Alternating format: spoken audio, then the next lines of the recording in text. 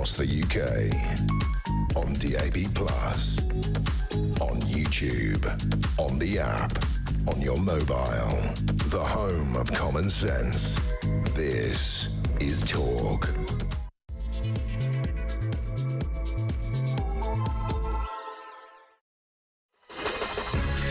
Good morning and welcome to Morning Glory. It's 2 minutes past 6. I'm Mike Graham and we have reached the end of another incredible week, ladies and gentlemen. It is Friday and we are going into the weekend with a very, very cold and snappy weather. We've got frost out there on the streets, a little bit of ice, quite a lot of snow on the way probably. Yesterday we managed to see Manchester Airport shutting down once again. We'll see what happens up there. We'll bring you updates on all of the traffic problems, all of the railways that may or may not be on strike and or closed. Mick Lynch, by the way, has apparently decided to resign. So all of that pressure we put on him actually worked. So I'm going to claim that one as a victory. Thank you very much indeed. Meanwhile, the big story, Rachel Reeves, ladies and gentlemen, the woman who has been put in charge of what can only be described as the British economy, such as it is, has completely wrecked it, right? Front pages of the newspapers this morning. The Daily Mail, UK faces a crisis like the 1970s.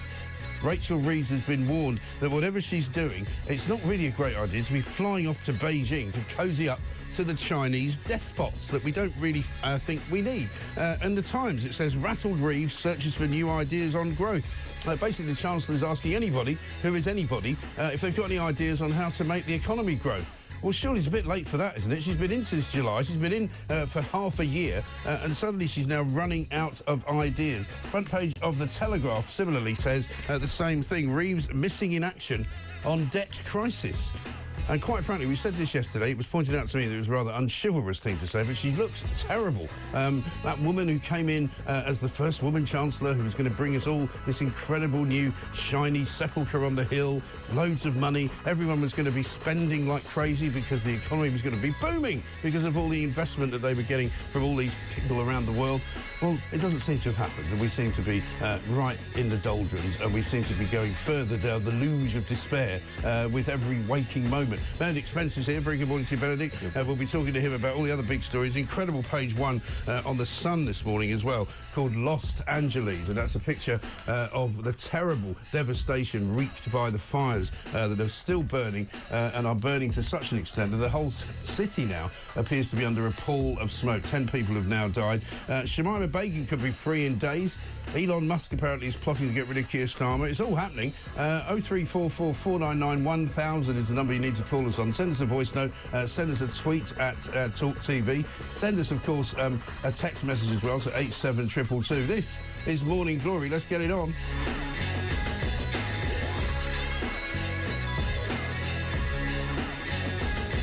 We've got some Donald Trump action coming your way as well. We've got David Lammy to talk to on the phone as well. We've got lots of things going on. Governor Newsom has been confronted in California by some very angry residents. Benedict, let me say a very good morning to you, though. Just before we kick things off, let me remind you of Rachel Reeves and how optimistic she was just a few short months ago. Rachel Reeves is a serious economist. It's beyond time to put her ideas and energy into action. With me as Chancellor, you'll get economic stability. Stability to protect family finances. Labour's first step to deliver economic security is going to help me and my customers. So the first step in Labour's mission to restore growth is to deliver economic stability. Keir Starmer and I have a clear plan to grow our economy, and that starts with returning stability to the economy. We're really pleased to fight this election on the economy. That means bringing stability back to our economy. People are sick and tired of this. They want some stability. My #1 commitment is to bring stability back to the economy. Stability is change. And suddenly, for once, for the first time in many of our lives, actually Britain looks like a little haven of peace and stability. You can probably just about make out is, look, that's the 10-year borrowing rate, the 10-year gilt yield, and it is up to the highest level since 2008. At the moment, what it costs the government to borrow money is at its highest rate since 2008. Rachel Reeves is under pressure because of the rising cost of government debt, which means that there's less money for other things, essentially. It's been a rough old day for the government on the financial markets. Let's look at UK 10-year borrowing costs. Did Rachel Reeves sail too close to the wind in the budget? That's even higher, and actually it's at the highest rate since 1998, so we're going back even further through history there. Do you think that number 10, do you think the centre of the machine has enough kind of intellectual heft at the moment to deal with this? And the answer is no. Andrew Marr there, proving once again that when you leave the BBC, you get really exposed for what you actually think. And it turns out you're not actually that clever, are you, after all? No, Andrew Marr. The clip there that it actually showed where he said Britain looks like a bastion of peace, I think that was 24 hours after the election on Question Time that he actually went out and he did say specifically that the amount of investment that's going to come is going to be fantastic. And he was really hyping up the idea that there is going to be this sort of economic boom. And the problem is, it sort of sounds slightly self-gratifying to say, well, lots of people did say that this was going to happen, but a lot of people did look at the incoming budget in the build-up and say, oh, this doesn't sound good, including a lot of newspapers and journalists who'd previously backed Labour at the election, which I also found rather amusing. Because it's kind of like, well, what did you expect? It's the Labour Party. But it's just the thing, I mean, this is the danger of becoming so kind of left-wing as a media group, which is what this country has got, I'm afraid, apart from, you know, outliers like us, and we're very few and far between, is that they become obsessed with how this is going to be brilliant, and they sort of lose their critical faculty altogether. And they just go, oh, well, thank God the grown-ups are in charge. Well, look at where we are now. Well, before the general election, many outlets can be accused, frankly, of simply not holding Labour to account, because it was fun and easy to just go after the Tories. And that's fair enough. The Tories had been dreadful for a very long time. But there was, I think, just a collapse in critical assessment of what Labour were going to do. Nobody was really probing Rachel Reeves in particular about how she was going to fix and what the qualifications she had, by the way. All of this has come after the general election. The sort of thing that you think, journalists worth their salt would have picked up on before, but they just weren't interested. But do you know why? As you say. Because they'd also given up on any critical faculties when it came to the Tories, because all they just said was Tories bad. Must get rid of Tories Liz because Truss, they're bad. dumpster fire, all that sort of thing, crash the economy, COVID inquiry, and it was, Partygate. Who can forget Partygate? That just became sort of, a paragraph in itself to explain. Was in the days when the Labour Party wanted an inquiry, wasn't it? Yes. They were very keen on inquiries. Back then. But an interesting piece based around the picture, and this is what I was described as. I described this picture with James Heal yesterday on page 7 of the Daily Mail. Big piece by Andrew Neil, and Rachel Reeves just looks haunted, and I'm sorry to bring it up again, but it's such a dramatic difference from the picture that we've just seen of her introducing what she and Keir Starmer's plan is going to be for growth. But the headline says, the Chancellor looks worried, even fearful. She has every reason to be. A slow-motion car crash is heading her way. Now, I'm sure it won't be long before somebody pops up and says, stop attacking Rachel Reeves just because she's a woman. Well, guess what? That's not what's going on. We're attacking her because she's a useless Chancellor, always was going to be, and is now in danger of smashing the economy, never mind the gangs. But also, if you, as the Labour Party did, decide to go in on the line, oh, it's the first female Chancellor, if you decide to draw attention to it, you can't be too upset when people go, and it might be the last female Chancellor of some time. We may have to dig that one out again, actually, today, because it's Keir Starmer's sort of glee on his face with which he says it as if he's a child. Yes, she cannot count, but she is a woman, and this is great. Right, and wonderful. Isn't it amazing? And it shows you how ludicrous this whole financial sector has become, because now the city is saying that there's going to be absolutely no growth whatsoever. All of the papers this morning suggesting that there's going to have to be massive cuts in public spending, which is no doubt going to fall flat on the shoulders of the people who actually need public services. They're not going to be able to put any money into the NHS. They're not going to be. We've got schools teachers threatening to go on strike. Train drivers, more strikes coming from them. They're not going to have the money to pay them. This is, there's no joke. You're probably too young to remember the 70s, but I'm not, and I lived through it, and I remember piles of rubbish in Leicester Square, piled high, about 3 stories high. People couldn't be buried. You couldn't get a train anywhere. You ended up with sort of 3-day weeks. No power, blackouts, candles at night. I lived through all of that, and so I'm ready for it. But most people nowadays will not be. Well, it does seem that every couple of generations or so, younger voters need to be reminded of what a Labour government actually involves. They need to live through it to remember, oh yeah, that's right, these people aren't very good at this. Doesn't it feel good, though, that the adults are back in charge? Doesn't it feel reassuring to know that we're back to the same adults from the 70s? Well, indeed. The funny thing is that the adults who are back in charge don't seem to have remembered how to be adults, though. No. They seem to be more convinced. One of the most ridiculous stories I think I've seen this morning is the Daily Mirror front page, where it turns out that Keir Starmer was going after Elon Musk to see whether or not he might be able to be prosecuted in some way for being an extremist. I mean, how do you think Elon Musk's going to react to that? Honestly, it's the Musk thing. It's insanity. Yeah. The reaction, but it also shows you, as you were saying, the sort of the lack of severity about our politicians, not just here in Europe as well. You know, the European politicians the other day were saying that they were going to look very carefully at whether or not what Elon Musk is doing on Twitter breaks any EU laws. Right. And this is also to do with an interview he did with the AfD leader saying, Right. oh, well, we're going to be watching very carefully in case they break any free speech laws. And you think, OK, great. Right. That's, you know, they can't have free speech in Germany because that is fascism. Right. But honestly, Musk, I could go on for a very long time about what he is and what he isn't. But you know what?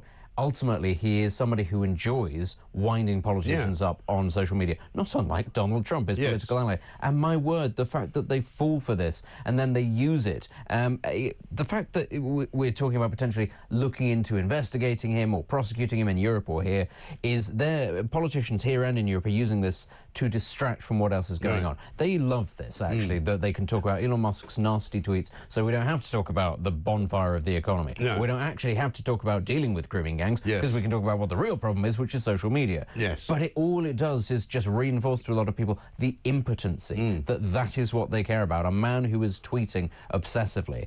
But actually, if he wants to, he can change the direction of politics in this country and elsewhere. He has the power and the influence to do that. He's already done it, really, hasn't he? He's already done it. And I mean, there are many reasons why you might consider Elon Musk dangerous, but pointing out government failures, policy, that is not actually him being dangerous. No. That is the government being a danger to itself by not doing its basic job. Also, secondly, he doesn't care. You know, if he finds out that Keir Starmer is investigating him for being an extremist, then he'll just continue and press down even harder on the old. Armando Iannucci, the Thick of It creator, tweeted out in response to something Musk said the other day, "You're not above international law. You're this, that, and the other." I kind of think, I think probably the world's richest man, possibly the world's fifth most important, powerful man, a US citizen, owner of all of these companies. If there was one person that was going to say he might be above international law, it's probably that guy. He probably does not care. What do you think? What does Armando Iannucci think we're going to do? Send a couple of bobbies from Scotland Yard International to get on a Criminal plane to fly out to Texas to go and commit some kind of arrest warrant on Elon Musk? I don't think so. No, I mean, the obsession, though, with international law in this country from that kind of set of person, that's very telling, because it's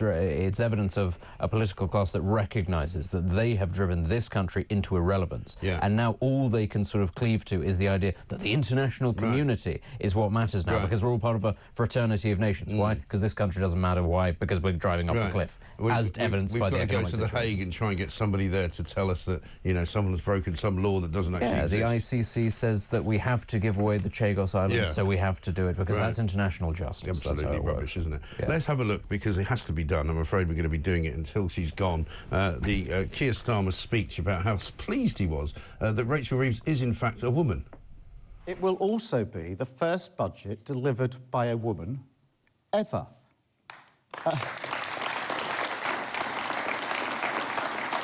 That is a moment of pride. When Rachel Reeves stands up, she will be making history. And I can tell you, young women and girls across the country will be watching, they will look up, and they will notice. Yeah, and as I said yesterday, they will start screaming with agony, because they'll be wondering, what on earth is this woman doing to womanhood? You know, she's had a great opportunity to promote women, and she's completely trashed it. Setting feminism back a good half a century. But, I mean, the bizarre thing about that clip, I think, is his complete and utter kind of glee, almost childlike sort of, I don't know what the word is, it's sort of ridiculousness about how somehow this is such a great thing. It's that left kind of prejudice, as if women couldn't be Chancellor. Why would you even be surprised that she is, and why would you be surprised and make a big deal of the fact that suddenly a woman can do a man's job? But it's very odd, that clip. For those that can't see, those that are just listening, almost like an Italian who's had a stroke. Half of his body becomes very animated. Half of his face sort of raises, he starts gesticulating with one hand, and the other just sort of stays. He's a very just... In terms of his physicality, we all joke about his voice and all that sort of thing, but it is very odd to see Keir Starmer happy, because it looks rather painful and uncomfortable. And we all sort of... And the fact that, you know, sort of one person very awkwardly starts clapping, like, is this the moment that we'll respond? OK, yes, we'll start clapping now. It was a very... very odd. He's not even good at the optics of that, is the strange thing. Whereas Blair, of course, would have made it seem very natural. Yeah. Even Ed Miliband might have been able to get a, I don't know, Kumbaya going or something like that. Exactly. But he's just not suited to this at all. He really isn't. It's quite embarrassing. Graham says this: the woman is incompetent and out of her depth. I predict that Starmer will get rid of her in the next week to save his own neck. He may well be right. Mike in Erith says Starmer uses anything to deflect attention away from Labour's inaction. Musk is the latest excuse. Well, lots and lots of you got things to say about Rachel Reeves. She is an absolute walking disaster. I don't see how she can stay in the job. There's already talk on front pages as well this morning of some kind of mini budget being plotted for the new sort of next couple of weeks, and maybe before March, because she's going to have to reset all of the things that she did, because the debt now mountain is so big in this country that we're paying even more money, taxpayers' money, to interest rate repayments, and so all of that money is just going straight down the drain. But it's 18 minutes past 6. We've got plenty to do. We've got some gaffes as well for you, because it's Friday, of course, so that'll cheer a few of you up. Some of them might even be by Rachel Reeves. The biggest gaffe of the week: I've wrecked the economy. We'll talk about Liz Truss as well coming up in the next bit, and Andy Burnham, who's apparently gone all far right. He wants there to be an inquiry into grooming gangs. Imagine that. This is Talk.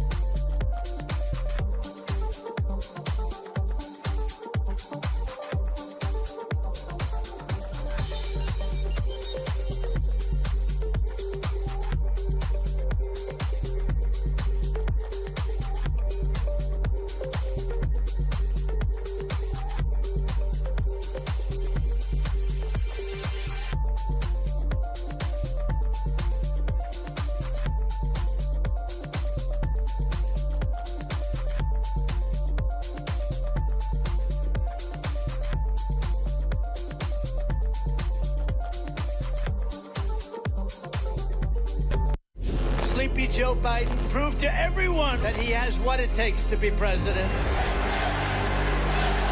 So now we have a new victim to defeat: Kamala Harris, L-Y-I-N apostrophe. Take a look at what happened.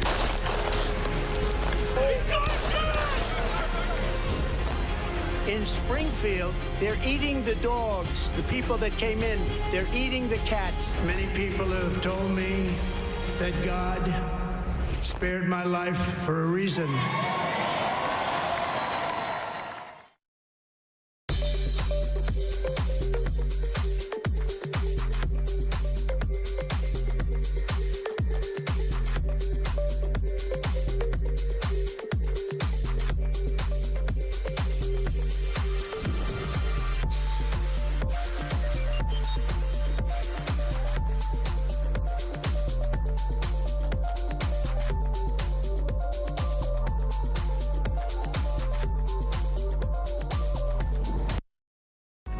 Across the UK, on DAB+, on YouTube, on the app, on your mobile, the home of common sense.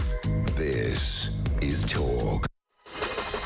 Welcome back to Morning Glory. It's 21 minutes past 6, and we are here for the duration until 10 o'clock. 4 glorious hours of Morning Glory, every single weekday morning, of course, from Monday to Friday. Now, as you know, one of the things we do on a Friday is we play some gaffes, some things that have gone a bit wrong over the course of the week for some of my colleagues here at Talk, sometimes even my own gaffes, which, of course, are very few and far between. But what you're about to see now is probably one of the greatest gaffes ever made. And I'm afraid it's by Julie Hartley-Brewer. Is there someone in your... Can I just say, is there someone in your office doing some banging? There's quite a lot of background noise. I don't know if someone else in your office is... That's probably me banging these on the desk, well, I think, right. That's... No, it's just... There's quite... Like, it's just... I just... We're worried for our listeners hearing just noises that are distracting. It's the look on Lord McKinley's face, I think, as he's explaining that his metal robotic arms that have replaced the arms he lost due to a terrible and very unfortunate illness that he got, which meant that he doesn't have any arms or legs anymore. And it makes a bit of a noise when they clatter on the desk. I was in the studio as that was happening, and we could all hear the noise in the background, and people were wondering what's that, but it was when... the words out, can you stop whatever that is in the background? Suddenly all of us just sort of remembered, hang on, isn't that, oh no, oh no. And you can see on poor Julia's face the slow motion realisation. That's what that would be. I know, God bless her. Anyway, she's got her column in The Sun today as well, so even though she's not here today, you can read that with alacrity coming up. And let's get a voice note from James. Morning, Mike, it's James from Blackburn. Well, what a great first week back you've had. You've had the Prime Minister offend half the country again by saying we're all far right. Stop any inquest into a grooming scandal because we're all far right. And, he's got a world first for his people smuggling gangs idea, which scares me. If it's a world first, Keir, it's probably because it's a crap idea. And then old Rachel, well, Keir said that women and girls will look with real pride at the first woman ever to do the budget. No, they won't. They'll look at her and go, Christ, she looks like she's aged 100 years in the last 6 months. What a shambles this lot is. But you're right, it's the year of common sense. It's the 10th of January. We've got a long way to go, but it's going to be all right. Keep up the good work. James, thank you. Very well put. I think that's a fantastic summation of this week's events, actually. But we've forgotten one thing, and that's why I'm still going to cling on to the idea that this is the year of common sense. Justin Trudeau is resigning. On top of that, Mick Lynch is also resigning. Yes. So he's off. He might be replaced, though, by a guy who's his deputy who quite likes hanging around with pro-Putin warlords, which is a bit worrying if you're trying to get the 10:30 from Manchester Piccadilly.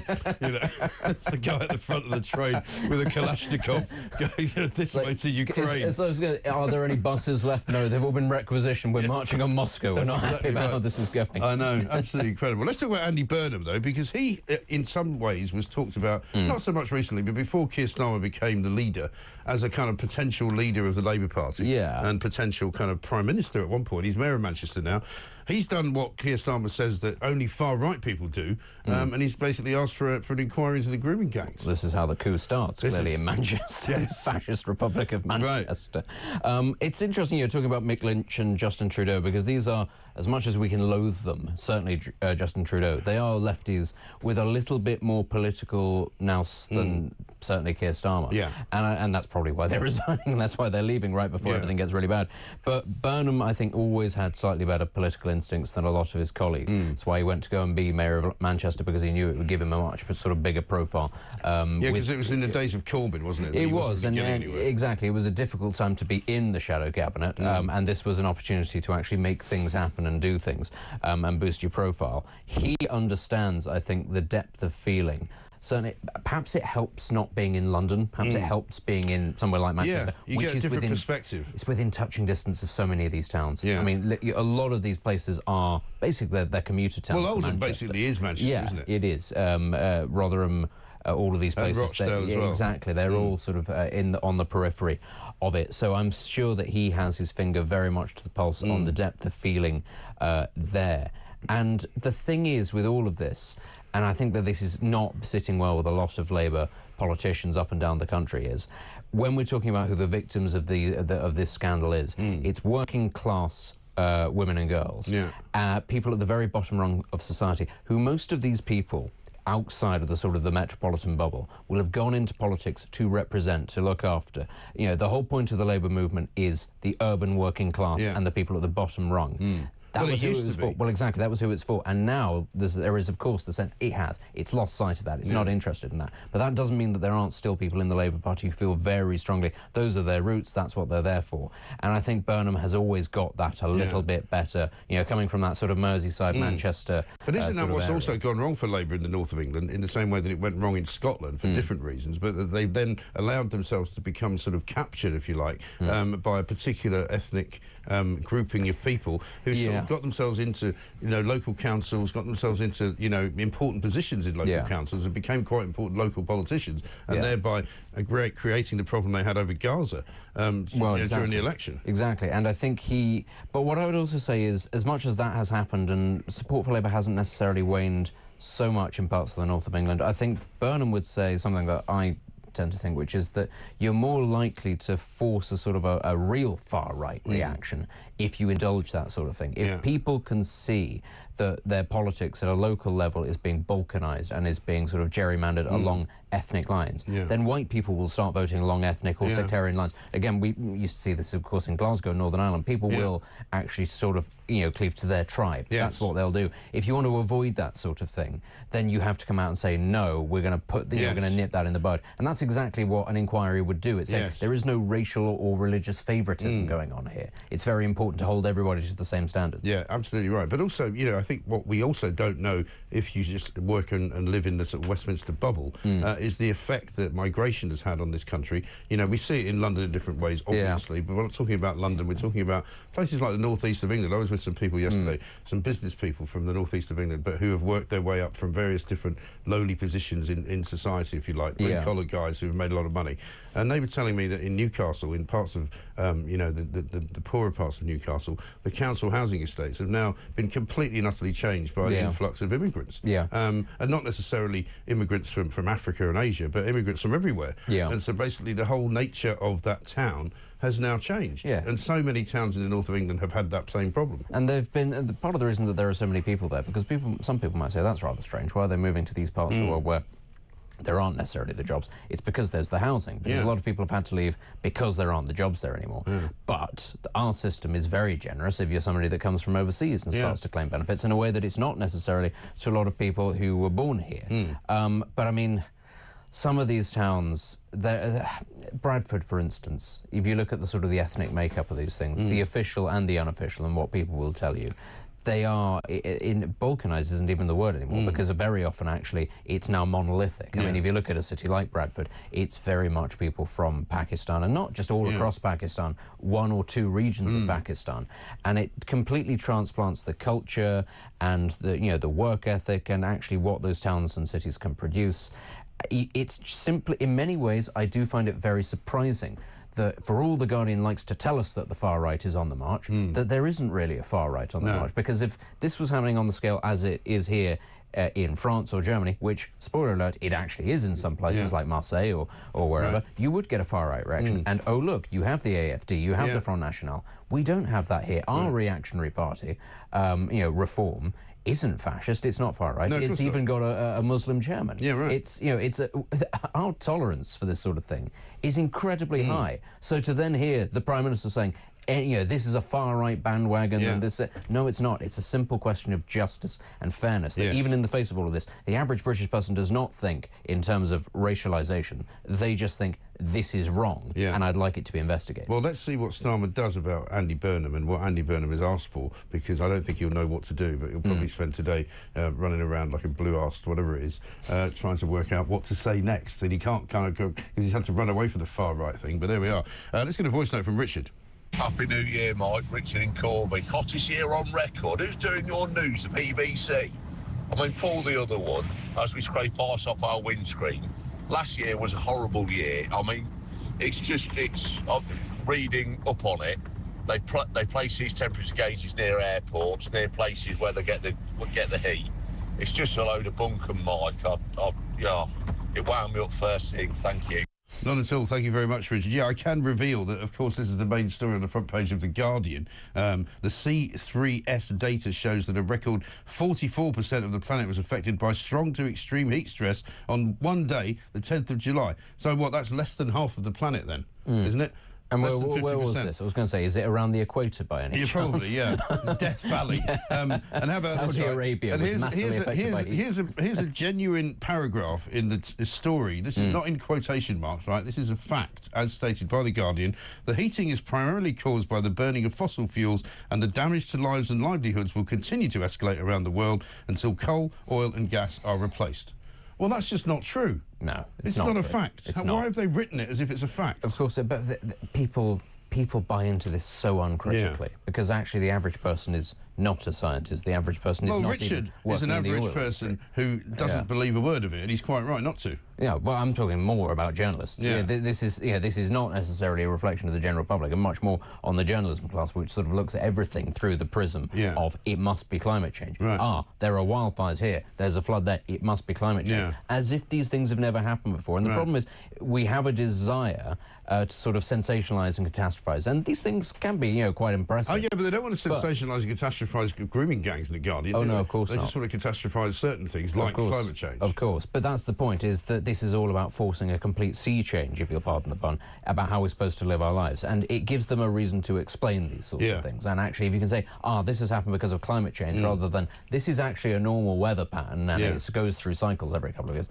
that's not very exciting, is it? Whereas if it's climate change or climate crisis, that's a headline. You can't get billions of pounds worth of funding into your foundation if there's nothing really going wrong. Well, of course. Whereas, of course, there's an awful lot of money swilling around in the climate change business. Absolutely right. Coming up, we're going to be going across to Los Angeles, where incredible fires have caused incredible damage. And, of course, they're now saying they think some of it might be down to arsonists. So never mind climate change in LA. It's people with matches setting fire to stuff. This is Morning Glory.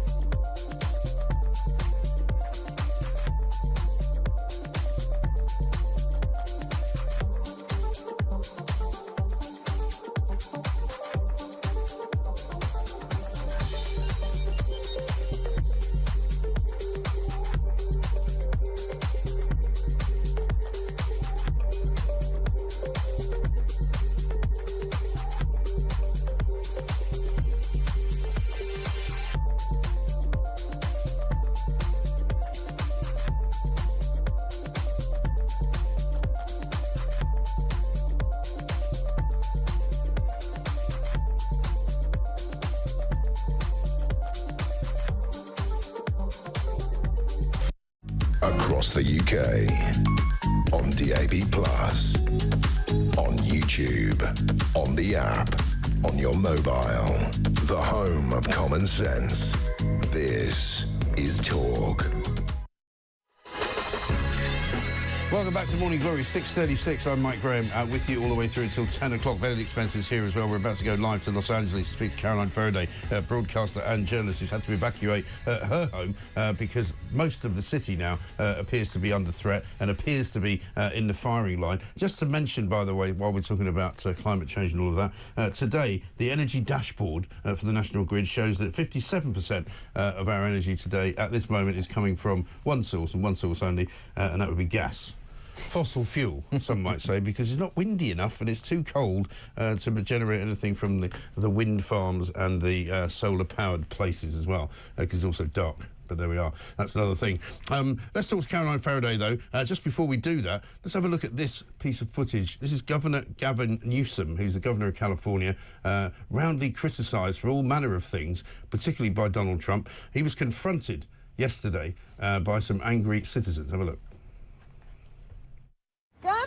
Governor, I live here, Governor.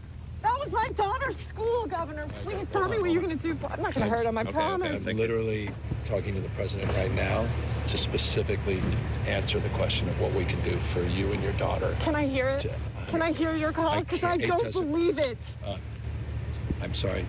There's literally, I've tried 5 times. That's why I'm walking around to make the call. Why is the president not taking your call? Because it's not going through, so I have to get cell service. So let's get it. Let's get it. I want to be here when you call the president. I appreciate it. I'm doing that right now, and it's to immediately get reimbursements, individual assistance, and to help you. I'm devastated for you. I'm so sorry, especially for your daughter. I have 4 kids, losing the school. Everyone who went to school there, they lost their homes. They lost 2 homes because they were living in one and building another.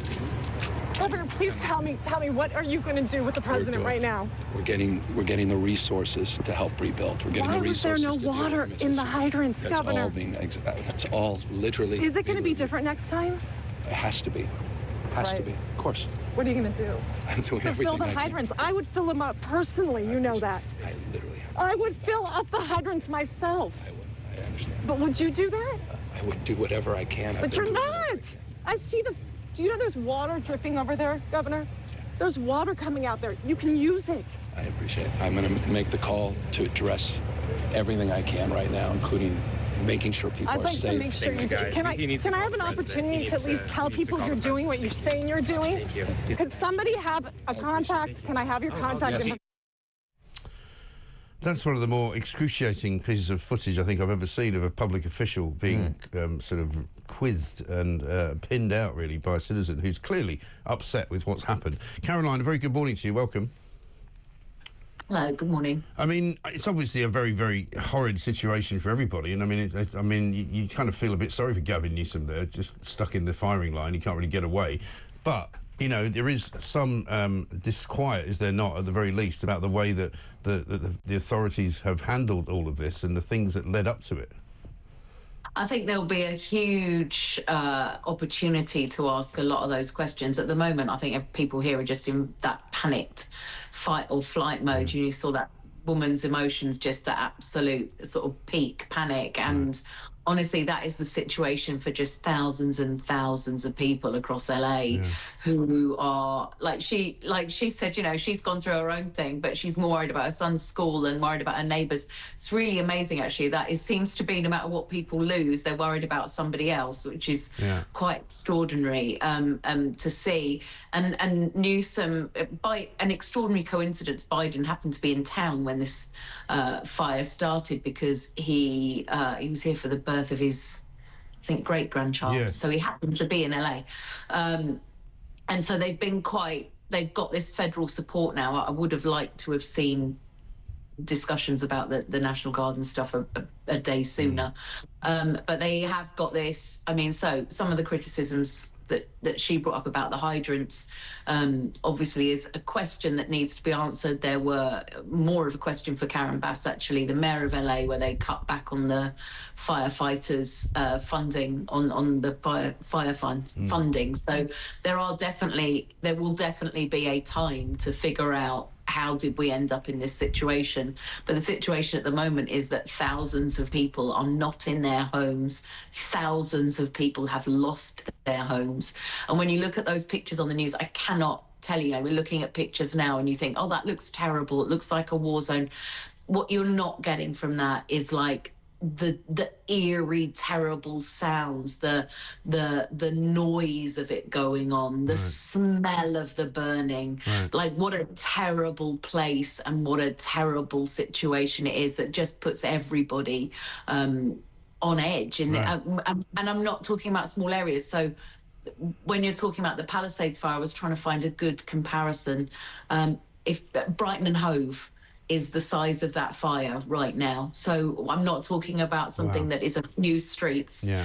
You know, we're talking about something the size of Northampton, you know. Yes. No, I mean, the drone footage is terrifying, you know, the stuff that you can see from the air, where it just seems hundreds of acres of land, street after street after street. And I mean, I know LA reasonably well. You've had to evacuate your home. So where are you now, and where is it still kind of not affected in terms of sort of parts of Los Angeles? Because, I mean, yesterday, I mean, the flames were kind of licking around Hollywood Boulevard, weren't they? Yeah, so, I mean, the thing is that we've got these winds kicking up again tonight, these Santa Ana winds. They won't be as bad as they were the other night. I have to tell you, they were absolutely terrifying and the worst that I've ever experienced. And I've been here 11 years, but if you talk to people that have been here their whole lives, they'll tell you they've never experienced them like that. I did not. I thought I was going up like the Wizard of Oz, to be honest with you. I thought that house was going. And then add in, you know, all that extra fire. It's like a blowtorch going through. So you don't know where these next fires are going to start. I know that the two main ones, the Palisades fire and the Eaton fire, are pretty unpleasant right now. A lot of people have lost their homes, a lot of people displaced. But then we had this one which, I mean, as you said, you know, is suspected arson that started in West Hills. That's why I'm out of my home at the moment, and that's sitting at about 950 acres. It could just as easily, in these winds, start up in the next street and suddenly you'd be out. It really is. You're in the lap of the gods. Everybody's on edge. Nobody feels safe. Nobody, you know, we've got 300,000 people without power. So, you know, the schools are pretty much closed. There's warnings about needing to boil water. You know, it's hard to comprehend what it is. And you know, often when we're dealing with disasters, the disaster happens and then you can start to say, okay, well, I'm going to mark myself safe and now everything is okay. This is just ongoing. This is not going to finish today. The winds are going to keep going. And then actually there's a couple of days next week where it's expected to be some very high winds as well. And, you know, you're just sitting in anticipation in the lap of the gods, waiting to see what happens next. Right. And no insurance as well. We're told that an awful lot of insurance policies and insurance companies have just cancelled the insurance months ago. Yeah, so this is the additional problem, is a lot of people couldn't get insurance in these high fire risk areas. A lot of the insurance companies pulled out because they're finding with the increase of these fires, I mean, this is into the billions now, this one. So there is some federal support. I think what they do in those circumstances is try and do sort of some low-cost federal loans where people can try and get assistance, and they try and get assistance. But at the moment, literally, people are just trying to survive. Yeah, because even just finding enough people to rebuild houses. I mean, you know, you can't just rebuild hundreds of thousands of houses, can you? Imagine the work that, first of all, has got to go into clearing it out. There's power cables down left and right. You've got to make these things safe for people to work in. You know, you've got all these toxic substances in the air. You know, even just walking around LA at the moment, there's so much smoke, so much sort of particles in the air that they're saying if you breathe that in, that could impact you 20 years from now, because, you know, it's just so nasty in your lungs, and you've got to be really, really careful. So dealing with all of that, but just getting the infrastructure and like, how many people are going to want to build their homes back in the same area, really, having been through that? Exactly right. It's absolutely shocking, really shocking, Caroline. Thank you very much indeed for talking to us, and hopefully you stay safe where you are as well. Caroline Faraday, broadcaster and journalist, who's had to evacuate her own home. But it's literally like a scene from Dante's Inferno, isn't it? Jamie Lee Curtis has been speaking about it as well. Let's have a look at what she has to say. As you know, Where I live is on fire right now. Literally, the entire city of the Pacific Palisades is burning. And, you know, I flew here last night. I was on the plane, started getting texts, and it's gnarly, you guys. It's just a catastrophe in Southern California. Obviously, there have been horrific fires in many places. This is literally where I live. Everything. The market I shop in, the schools my kids go to, friends. Many friends now have lost their homes. So it's a really awful situation. It really is quite incredible, isn't it? When you think about Los Angeles as one of the sort of, leading 10 cities in the world, I suppose you would say, right? Yeah, it is. I mean, in particular, the footage sort of in and around the Hollywood sign and stuff like that is sort of, I mean, as you say, sort of very apocalyptic. But it's very strange to me that, you know, probably Los Angeles is one of those cities where you'd most find a lot of progressives and a lot of progressive donors and activists. And it's very odd, the kind of way that they sort of talk about this in sort of moral terms when it comes to things like climate change.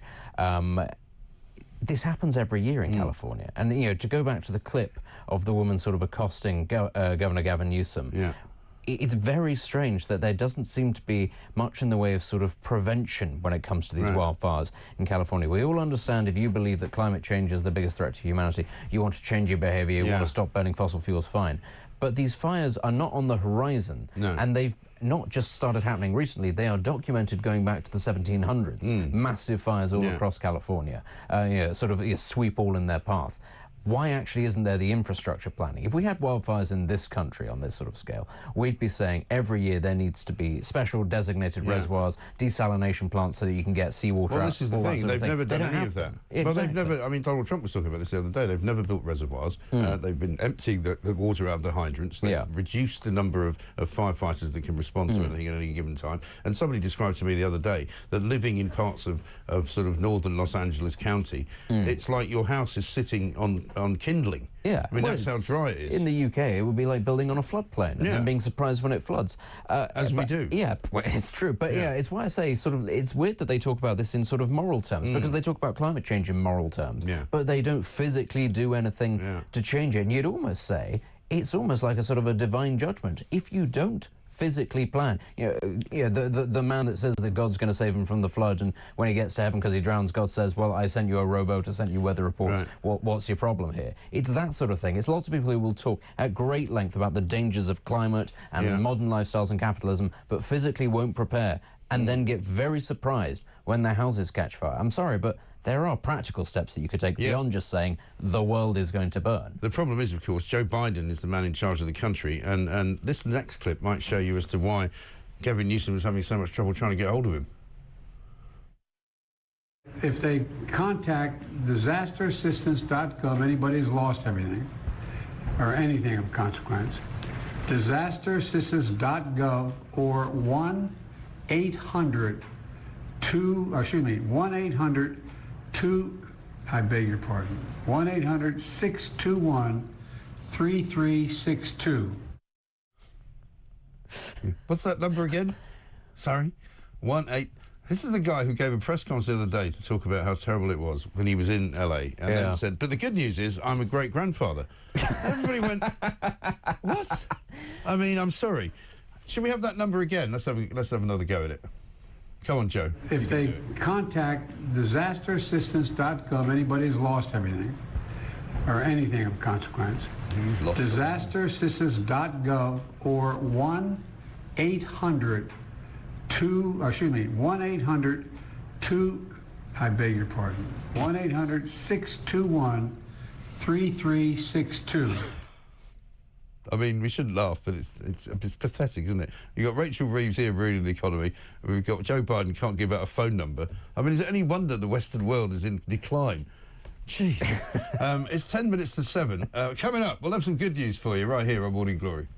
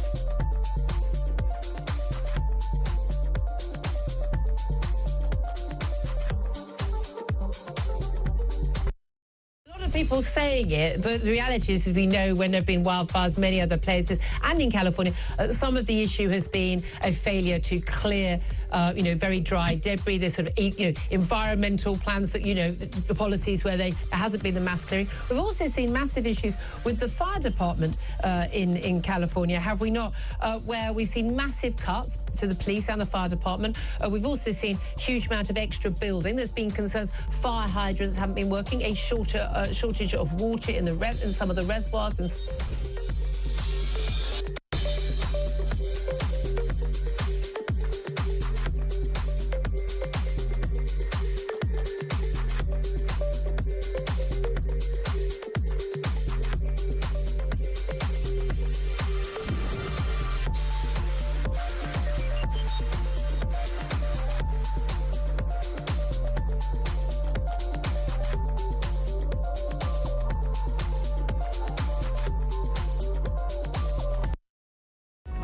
Across the UK, on DAB+, on YouTube, on the app, on your mobile, the home of common sense.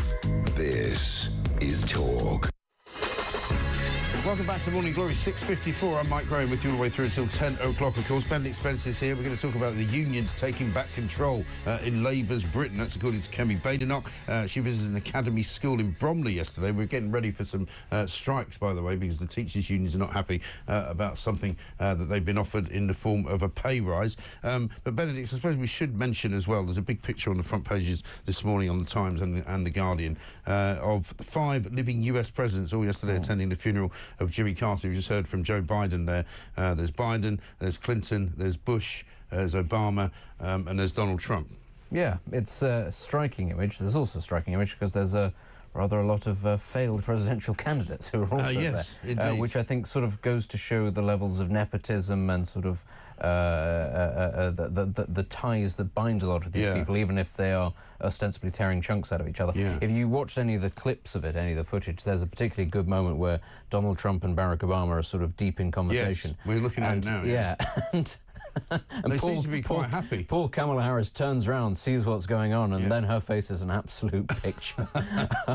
I'm trying not to laugh at her misfortune too much, but of course she's also sat right next to Hillary Clinton, who probably wouldn't be too thrilled by this either. And by the way, Rachel Reeves has trumped to both of them, if you'll pardon the phrase, by becoming the worst woman politician in history. So she's even worse than Kamala Harris and Hillary Clinton. I mean, just wait for Angela Merkel's autobiography to come out, and she'll give them a run for their money. I think it has come out. Opened the borders. Talks about his chat with Obama. Have a look at this.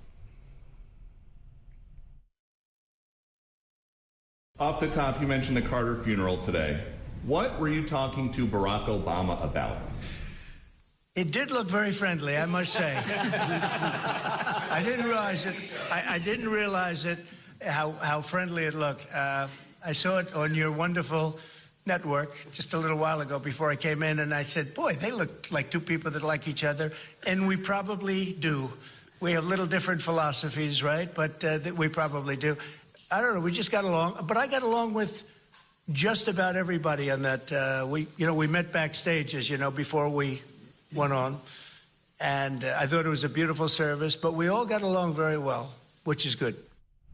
See, this is a new and even more user-friendly Donald Trump. They're going to have real problems dealing with him because the left now will have to admit that Donald Trump, who sits there and says we all got along fine, people have called him Hitler, who've been sitting next to him there. They've called him a monster. They called him a rapist. Yeah. I mean, and he's going, we get on fine. Well, he's on a farewell tour, isn't he? He's got a legacy to cement. So he is, I think, going to play... I think he's going to enjoy the next 4 years. Oh, I think he will. But it's... The funny thing is, yes, you're right. They set him up as this sort of bogeyman. Yeah. But...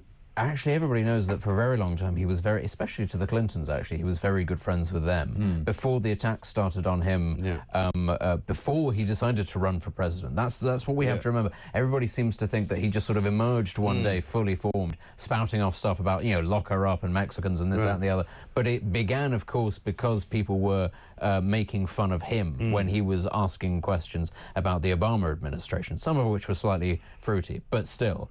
That's where it all sort of stemmed Barack from. Hussein Obama, as he used to call him. Yeah. Where's the birth? Does everybody remember the birth certificate thing? Yeah. But then of course, birthers. There was a whole movement, wasn't there? It was, and that's what sort of Trump sort of was got, he really got on born the, in Hawaii? And then, but then, you know, at the White House press dinner or something, they got up the clip from The Lion King, and they made fun of him, and yeah, that's where supposedly it all started off, because they decided that they were going to make him the butt of all the jokes, and well, now he is here on the cusp of his second term. Yeah. And yeah, they're not finding it particularly funny, but I think he's going to enjoy it a lot. I think he is. We're not, however, going to enjoy Britain in the grip of the unions, if Kemi Badenoch is right, because she's basically saying what we now have is Jeremy Corbyn's Labour Party fronted by Keir Starmer. I think she's got a point there. I think she does, although the irony of all of this is that we don't really have very much industry to speak of. No. So even though we do have all-powerful unions, they're not making anything. They're not getting anything done. Well, they're in charge of our children in the schools, which if they walk out is probably no bad thing, actually. Yes. The trains don't work anymore, thanks to the unions who are constantly on strike. In fact, this Sunday is the first strike by Avanti, so that if you're trying to get from anywhere on the West Coast to anywhere on the West Coast, you won't be able to. It'll be an absolute nightmare. And we're going to be facing, I think, civil service strikes over the course of the next few weeks as well. It's like the Hitchhiker's Guide to the Galaxy's philosopher strike joke. Yes. Who's a civil servant strike going to inconvenience? I know. Nothing works anyway. Exactly right. Well, anyway, listen, Benedict, good to see you. We've had quite a row round this morning. There's been plenty to talk about. There will be more to talk about coming up in the next hour. Dan Hodges is going to join us. He has been accused of losing his marbles because he keeps agreeing with me. We'll see whether that continues. We'll be talking more about Rachel Reeves and her economic instability. The woman who was supposed to be the great white hope for women. She was going to be the woman who was going to make all women proud to be women. Well, in fact, unfortunately, Julia says this morning, Chief. Julia from lovely Lim. Rachel from accounts has crashed the economy, so we are back to boom and bust without the boom, which I think is a fair description of what's going on. This is Morning Glory. We'll see you after the news.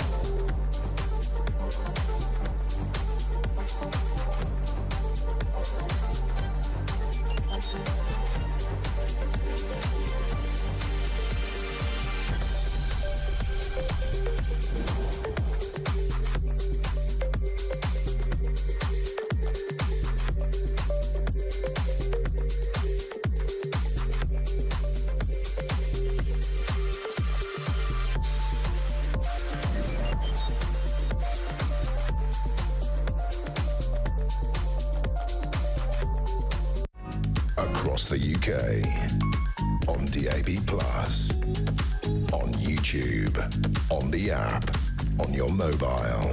The home of common sense. This is Talk.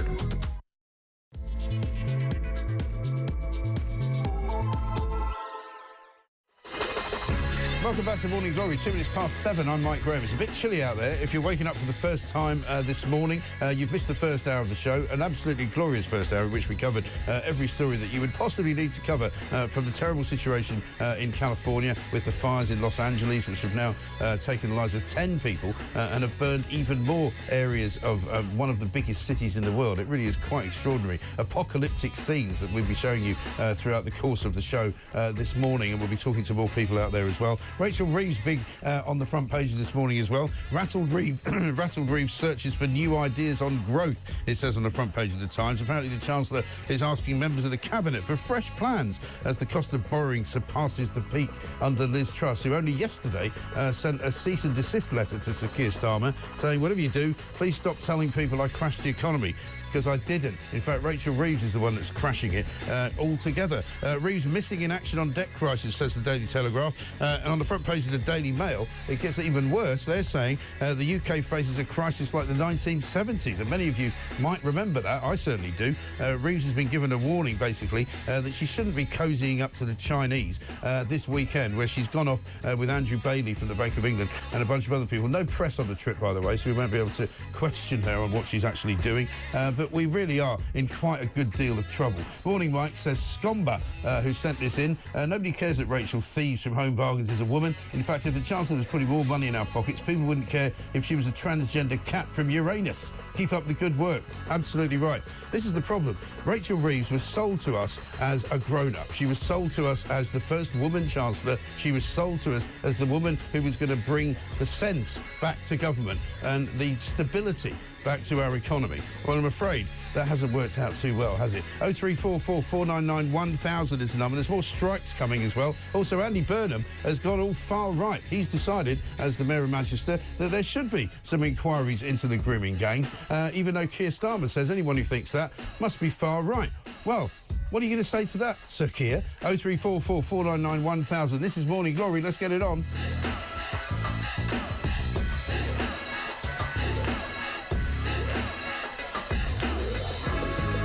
Now, some very amusing notes have come in, tweets have come in. John says, I was doing so well this morning, all this bad news, and then wallop, Sleepy Joe and the emergency contact number, coffee spat out. Mike says, Pete, apparently Talk are getting a lot of calls from 1970s geography teachers demanding Benedict Spence gives them back their jacket. Which is probably quite an interesting observation. There we are. Dan Hodges is here from the Mail on Sunday. Dan, just before we get going, we've got something beautiful to show you, and this has been put together by the good folks of Guido Fawkes. And it's an appreciation, if you like, of Rachel Reeves' time as Chancellor so far. Rachel Reeves is a serious economist. It's beyond time to put her ideas and energy into action. With me as Chancellor, you'll get economic stability. Stability to protect family finances. Labour's first step to deliver economic security is going to help me and my customers. So the first step in Labour's mission to restore growth is to deliver economic stability. Keir Starmer and I have a clear plan to grow our economy, and that starts with returning stability to the economy. We're really pleased to fight this election on the economy. That means bringing stability back to our economy. People are sick and tired of this. They want some stability. My number one commitment is to bring stability back to the economy.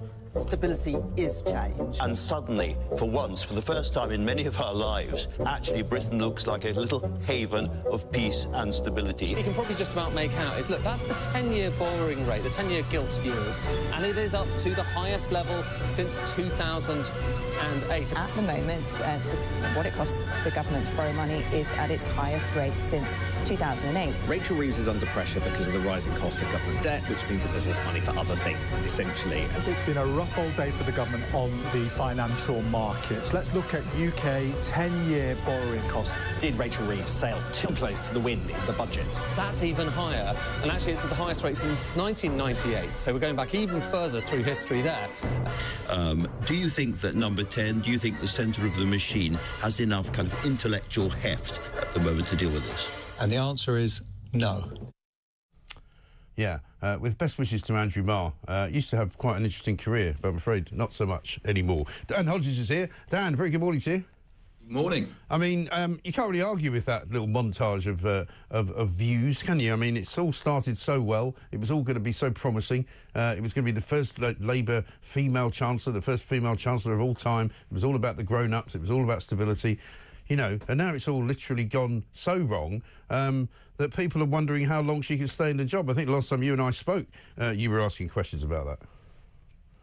Well, I mean, I think Rachel Reeves will be in the job for a little bit longer. I mean, if she was here, she would obviously be sort of trotting out the normal mantras of the mess she inherited from the Tories and the Tory black hole. I mean, I've got some sympathy for that argument. I mean, I think people have slightly short memories. I mean, the Tories weren't just unceremonially booted out of office with this, you know, this catastrophic election result because people were delighted with 14 years of their own economic management. I mean, there is no doubt she has inherited a pretty bad economic hand.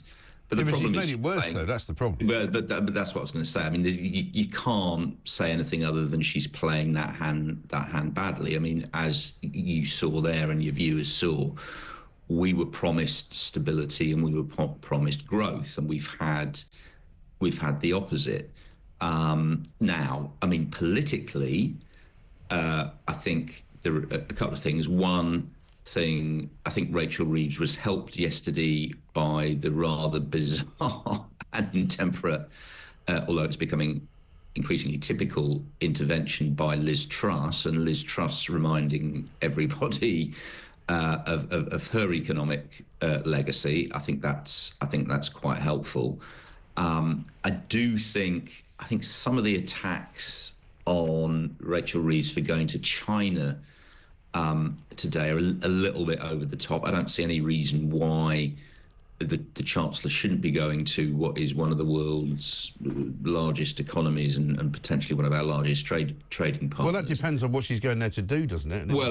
And you said if she was around, she would be defending her record and saying it was all the Tories' fault. But she's actually been missing in action, as the Telegraph are describing this morning. She hasn't really been out there talking to anyone since long before Christmas.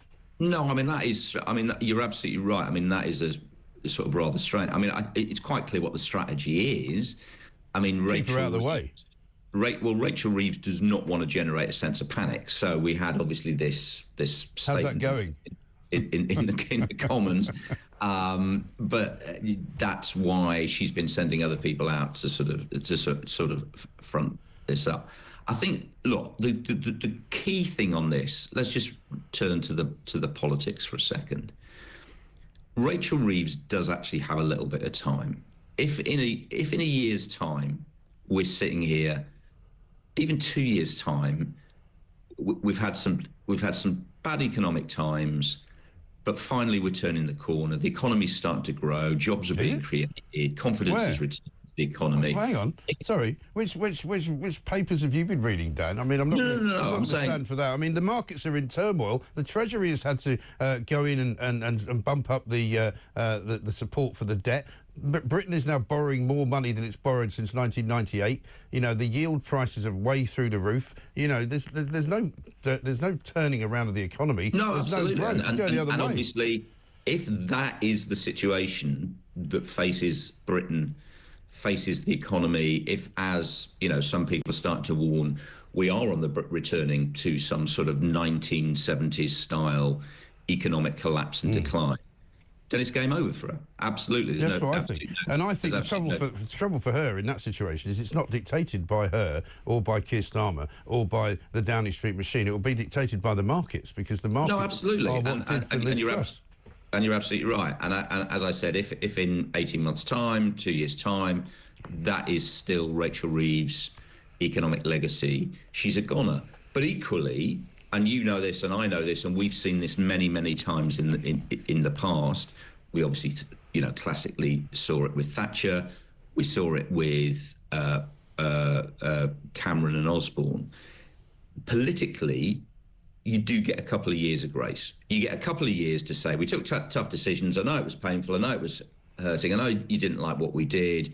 We had to clear up the mess of our predecessors, but now you can start to see the benefits. So if in 18 months, 2 years' time, Rachel Reeves is able to deploy that narrative on terms of the economy, then the picture is going to look very different. What I would say, though, and I think I said this last time I'm on, and this isn't just something for Rachel Reeves, Keir Starmer and the government are fighting on too many fronts. Yeah. We've got the problems with the economy, we've had the shambles with the grooming gangs, we've got a situation where at any moment there is a possibility, because of some of the measures Ed Miliband's putting in place, the lights could go out.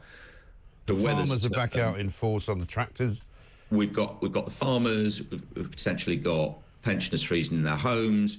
We've got a looming NHS crisis because we're in the midst of the winter NHS backlog. And here's the crucial thing about the economy. I mean, speaking to cabinet ministers over the last few days, as we've seen, Rachel Reeves, because of these increased borrowing costs, is running out of, has already effectively run out of economic headroom. Yeah. If she is going to meet her own fiscal rules, she has two choices at the moment. It looks like one is she either raises taxes again or she cuts spending. Yeah. Now, Reeves herself has said she does not have the scope to increase taxes beyond the very significant increases we saw in the budget. So that leaves one option, which is cutting spending. And if the public, on top of everything else, suddenly see a Labour government having to cut spending on police or the health service or in these very areas, education, the fight against crime, etc., defence is obviously another area, then Labour are going to have to turn around and try and explain what the hell a Labour government was for. And Labour did promise change, but it was supposed to be change for the better and not for the worse. Well, that's and right. This litany, again, we've talked about this. I completely understand the political strategy, get the bad news out at the beginning. But yeah, I think they've lost control. Too much. There's just too much bad news. Yeah. No, they've lost control. This is not in any way a controlled release of bad news. This is an uncontrolled clattering train out of control. And they don't even know where the next piece of bad news is, because we're now being told pretty much in most of the papers this morning there's going to be a full fiscal statement probably on the 26th of March. So maybe no matter how bad things get, unless it really is catastrophic, she stays at least until then. And she has to put together some sort of, part two reboot of the economy. But since you mentioned Liz Truss, let's give her an outing. We've got a little clip from the Liz Truss Book of Memories from yesterday. Rachel Reeves has pushed this country to the brink of economic crisis through high taxes, high regulation, and disastrous net zero policies. When I tried to fix these problems back in 2022, I was undermined by the economic establishment, and I was forced to reverse the policies before they were even implemented. Yeah. My great summation, I think, I have to go to my friends at the Daily Star for this. I don't know if you've seen their front page this morning. They've got a picture of a lettuce, and they've got a picture of Keir Starmer, and it says, "Lettuce who crashed the economy tells bloke who is crashing the economy, don't say I crashed the economy." Yeah, I mean, obviously we all have to be careful now, don't we? My learned gentleman may be watching this broadcast. I mean, the reality is Liz Truss did crash the economy. And although I had this row with John Rentoul yesterday, she nearly crashed the economy. She didn't quite crash it because it got rescued by Jeremy Hunt. Well, I mean, I think the economy was going off the... I can't even begin with the analogies. I mean, I think the Star's done it best. I mean, I think the key thing is, though, as I said, if Liz Truss hadn't intervened like this yesterday, I think Keir Starmer and Rachel Reeves would have paid her a lot of money to do so. And, just having her popping up, roaming around, doing what is her regular thing now, which is, it was nothing to do with me, Gov. I was actually the Prime Minister. There was this shady economic evil cabal which somehow got together to wreck her wonderful plans for growth. I mean, it's a gift to Keir Starmer and Labour. The problem is, it's a gift of diminishing returns, though, because frankly, Liz Truss's credibility is so destroyed. She is such a joke, frankly, to most members of the public. I do think she was unfairly treated, actually. You know, and I'm not going to stick up. I'm not going to stick up for any politician, but I do think that, given the circumstances of what's going on with Rachel Reeves is getting a much bigger pass than Liz Truss ever got. I mean, Liz Truss, it didn't last a month, as you know.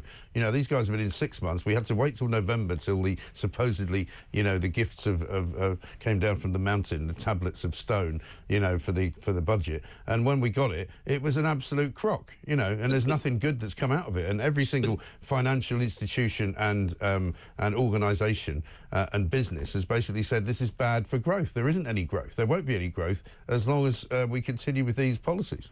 But the one thing you can say in defence of Rachel Reeves, and obviously everyone's been pointing this out, yes, she has massively increased borrowing, yes, she has increased spending, but she has at least, in some kind of sort of, with a degree of sort of fiscal logic, attempted to recoup some of that in taxation.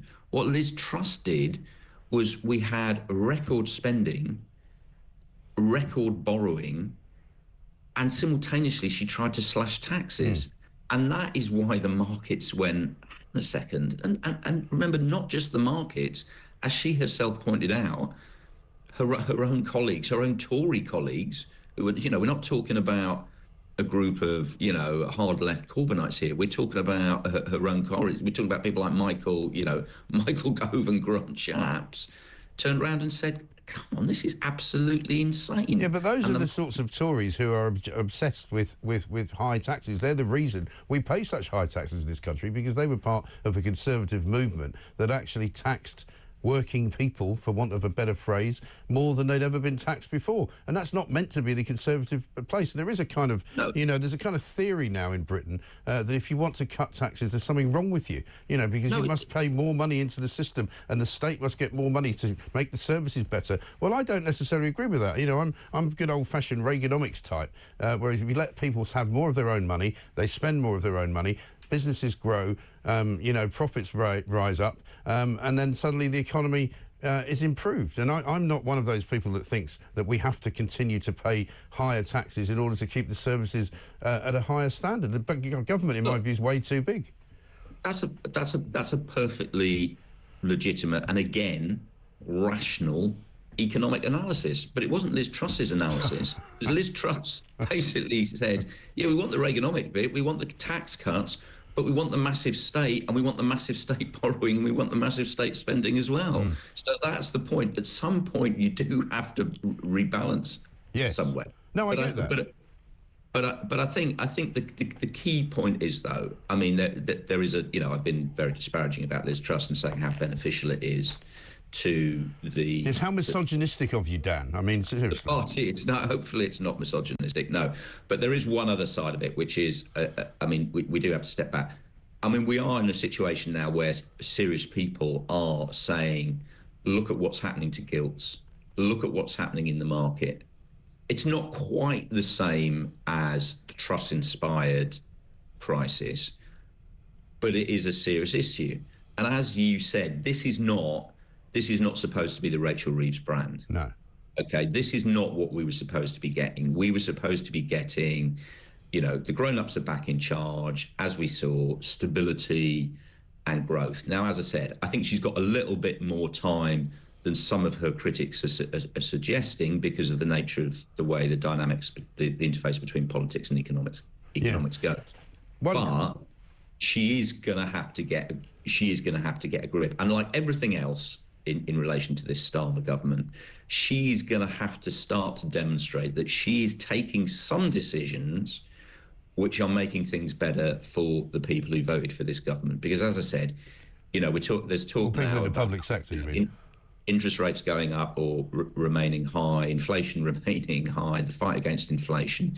And as I said, I think the key thing is the extent to which Labour are going to have to now start to announce public spending cuts, because if they are as severe as some people are suggesting, and indeed some people in cabinet have been suggesting to me, then Rachel Reeves and Keir Starmer have got a serious political problem. Yeah, absolutely right. And I think that is then when they have a problem as well with the public sector and more strikes. Just very quickly, because we've got to run, what's Andy Burnham up to? He wants a grooming inquiry, grooming gangs inquiry. That's going to cause a problem for Starmer, isn't it? I'll be completely honest. I think on this, Andy Burnham's just doing the right thing. I think Andy Burnham recognises what everybody else recognises, and he's in a better position, if you like, because he's slightly less insulated from this issue than Keir Starmer clearly thinks he is. He understands the case and the call for a public inquiry is unanswerable. He needs to join Reform, since he's now gone far right there, doesn't he? Well, I mean, but the point is, who is there who is actually arguing against this inquiry except for Keir Starmer? I know. I don't know anybody rationally who doesn't recognise that we have to have this. And I think, I wrote about this yesterday. The point is, we are going to have an inquiry now. I don't know how long it's going to take, but I mean... He's going to have to do it, isn't he? He's just going to have to. If Keir Starmer doesn't do it, if he digs in, then his successor will. Yeah. I mean, there's absolutely no doubt now. So, I mean, why Keir Starmer is still digging in, I just don't understand. Yeah, I don't get it. Dan, we've got to run. Thank you very much indeed. Dan Hodges there from the Mail on Sunday. This from Mick, who says, Dan Hodges listed cuts Reeves may have to implement, but did not mention the £12 billion in foreign aid. Why not? Because it's the ideology. I think there's some truth to that. We'll talk some more about Andy Burnham and Jonathan Taylor, who's a child safeguarding consultant, former detective, of course, as well. As Dan Hodges said, there is going to have to be an inquiry. There is going to have to be some kind of investigation. Let's just get on with it and let Keir Starmer swallow his pride and admit that he got it wrong. This is Talk.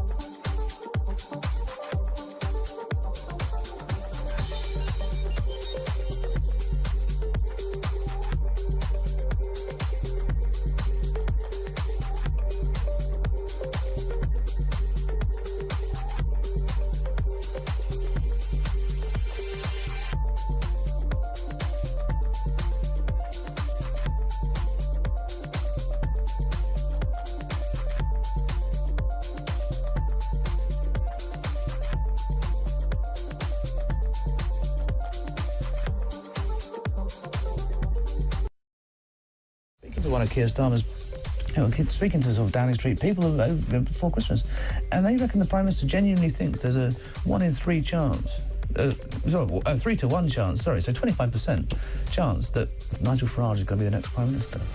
And he was saying, if that's what that's... So the Prime Minister thinks that? I mean, it's pretty, They think he's going to be up against, he thinks he's going to be up against a right-wing populist force. Yeah. He just doesn't know who it's going to be yet. Either it's going to be Reform, and they keep their act together. They've been pretty good.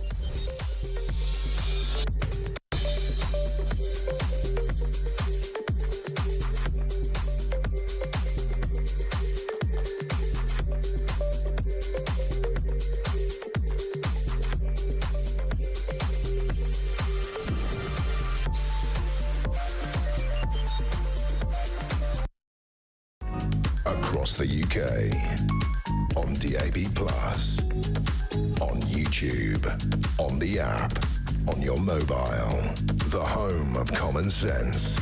This is talk. Welcome back to Morning Glory, 7:27. I'm Mike Graham with you all the way through until 10 o'clock, of course. Let's get a voice note from Brendan on Rachel Reeves. Good morning, Mike. Just a quick one on why Rachel from accounts looks so dishevelled these days. I think it's because she's sitting there every single day now realising that her lefty socialist economic policies are not going to work. And when you have to sit there and come to terms with the fact that the horrible far-right winger extremists that you've been running down all this time might be correct, that you can't tax your way to prosperity, surely that has to have a serious effect on one's mental state. Anyway, Mike, have a good one. Yeah, I think the pressure's definitely building on her, and I think she absolutely doesn't know how to handle it because she's got everything wrong. There's nowhere good for her to go. And I don't agree with Dan Hodges that she's got 2 years. I think she's got about 2 months, quite frankly. Simple as that. Let's talk to Jonathan Taylor now, the child safeguarding consultant, former detective for 15 years working in child abuse investigations, because Andy Burnham, the Mayor of Manchester, has come out finally and said to Keir Starmer, actually, I think you're wrong. I think we should have an inquiry into the grooming gang scandal. Jonathan's here. Jonathan, very good morning to you. Morning, Mike. Thanks very much for joining us. Andy Burnham has seen the light. Dan Hodges just said to me there he doesn't understand why anybody would not think an inquiry is a good idea. What do you think?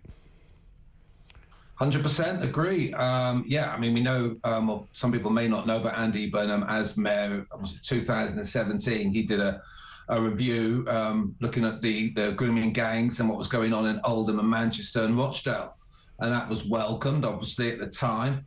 And, of course, it found the authorities had failed. So we know that there's been these reviews in time. So it does seem strange. You know, we've had a YouGov poll recently, well, yesterday, 75% of the public have said they want an inquiry. So is this just another very odd, very strange decision being made by Keir Starmer, or is he just listening to the wrong people and wrong advisors? Yeah, I think there's a lot of people who think he's listening to the wrong people because he wants to listen to them, because he doesn't really want to sort of pull the stones up again and see what lies underneath them, because some of those stones might lead to criticism of Labour in general and possibly Keir Starmer individually.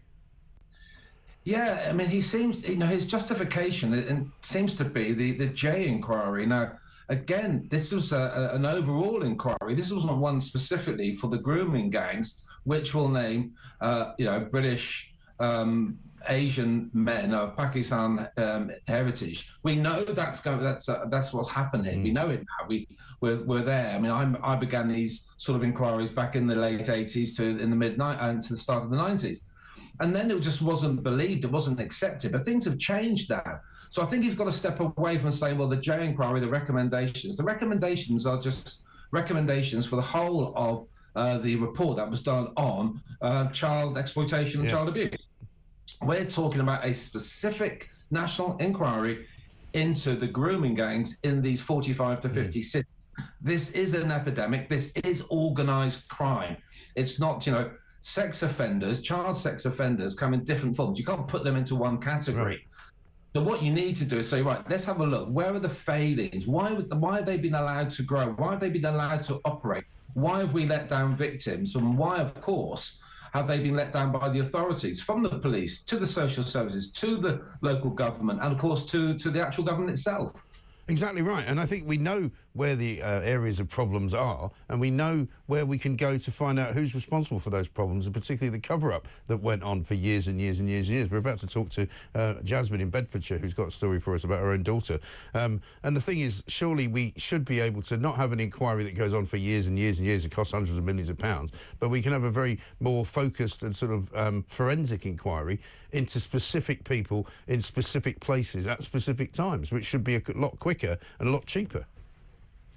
Again, yes, I agree. I mean, I think it would be less than a year. Bear in mind, we can work back 8 years ago when Andy Burnham himself did those reviews. So we've actually got something to actually start with. We've already seen, of course, what he's also been able to point out, what we need with this national inquiry is the fact that there will be officers and officials will be under oath. They're going to have to give evidence.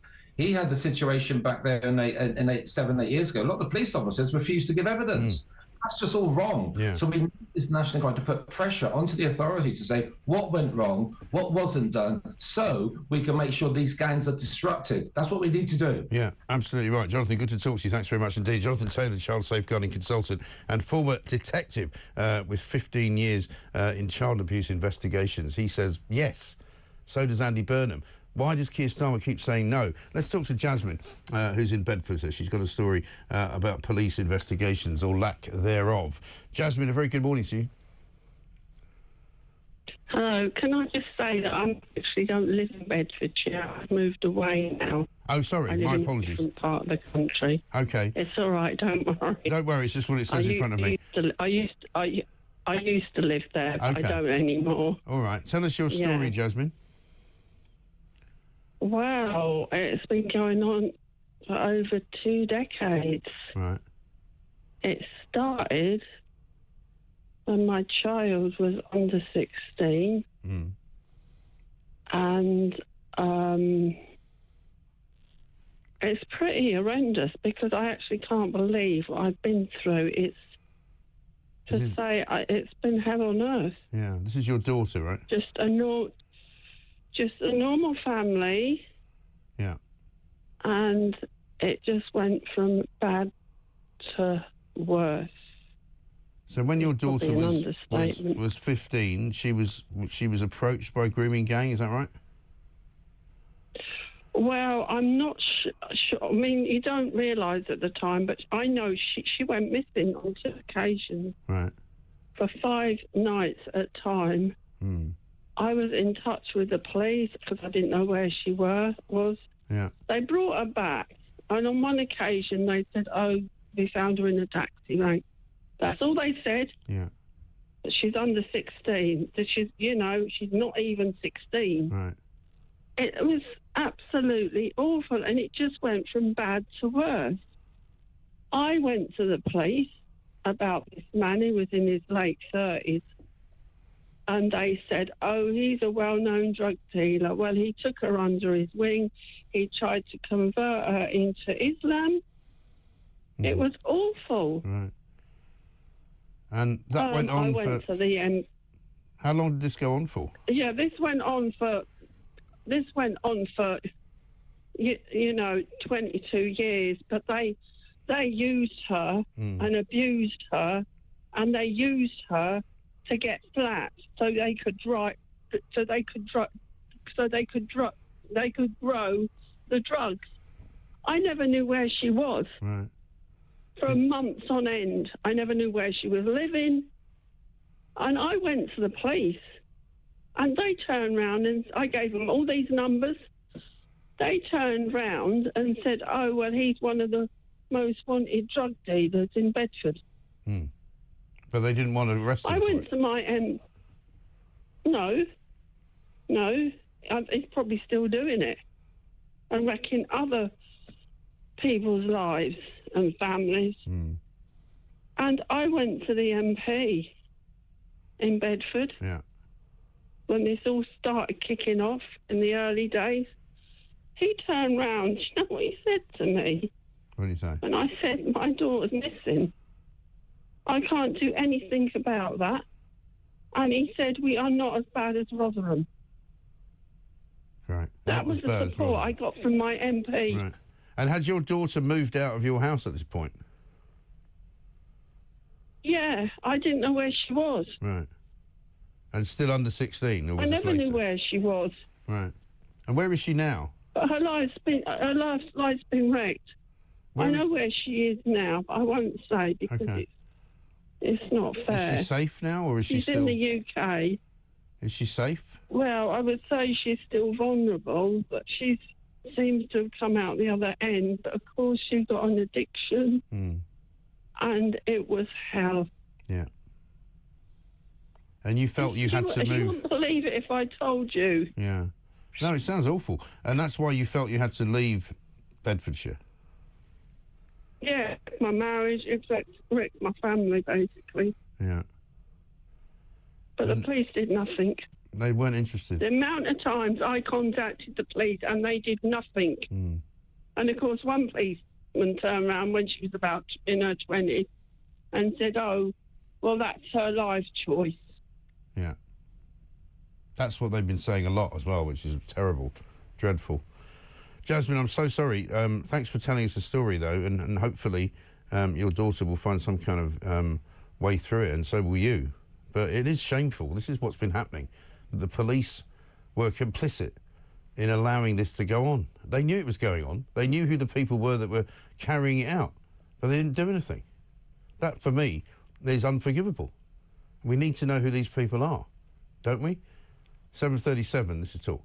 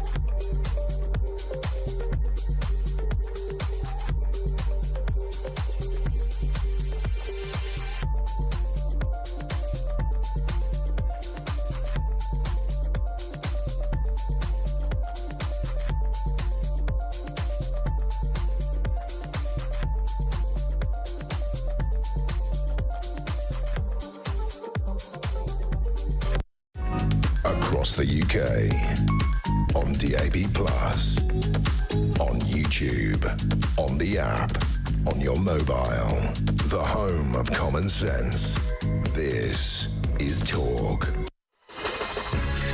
Welcome back to Morning Glory, 7:40. I'm Mike Graham. This, of course, is the home of common sense. It's the one place to come when you want to know what's going on as well. We're bringing you all the news this morning from California and those wildfires into what's going on in China, where Rachel Reeves has gone to visit, of course, into what on earth is going on up in Manchester, where Andy Burnham has decided that he is going to go all far right on Keir Starmer and ask for an inquiry into the grooming gang scandal. Doug says, morning, Mike, do you think Reeves will ask China for some bailout money or to build EV cars in the UK so Labour can stick two fingers up to Elon Musk? Do you think she will mention the Uyghurs?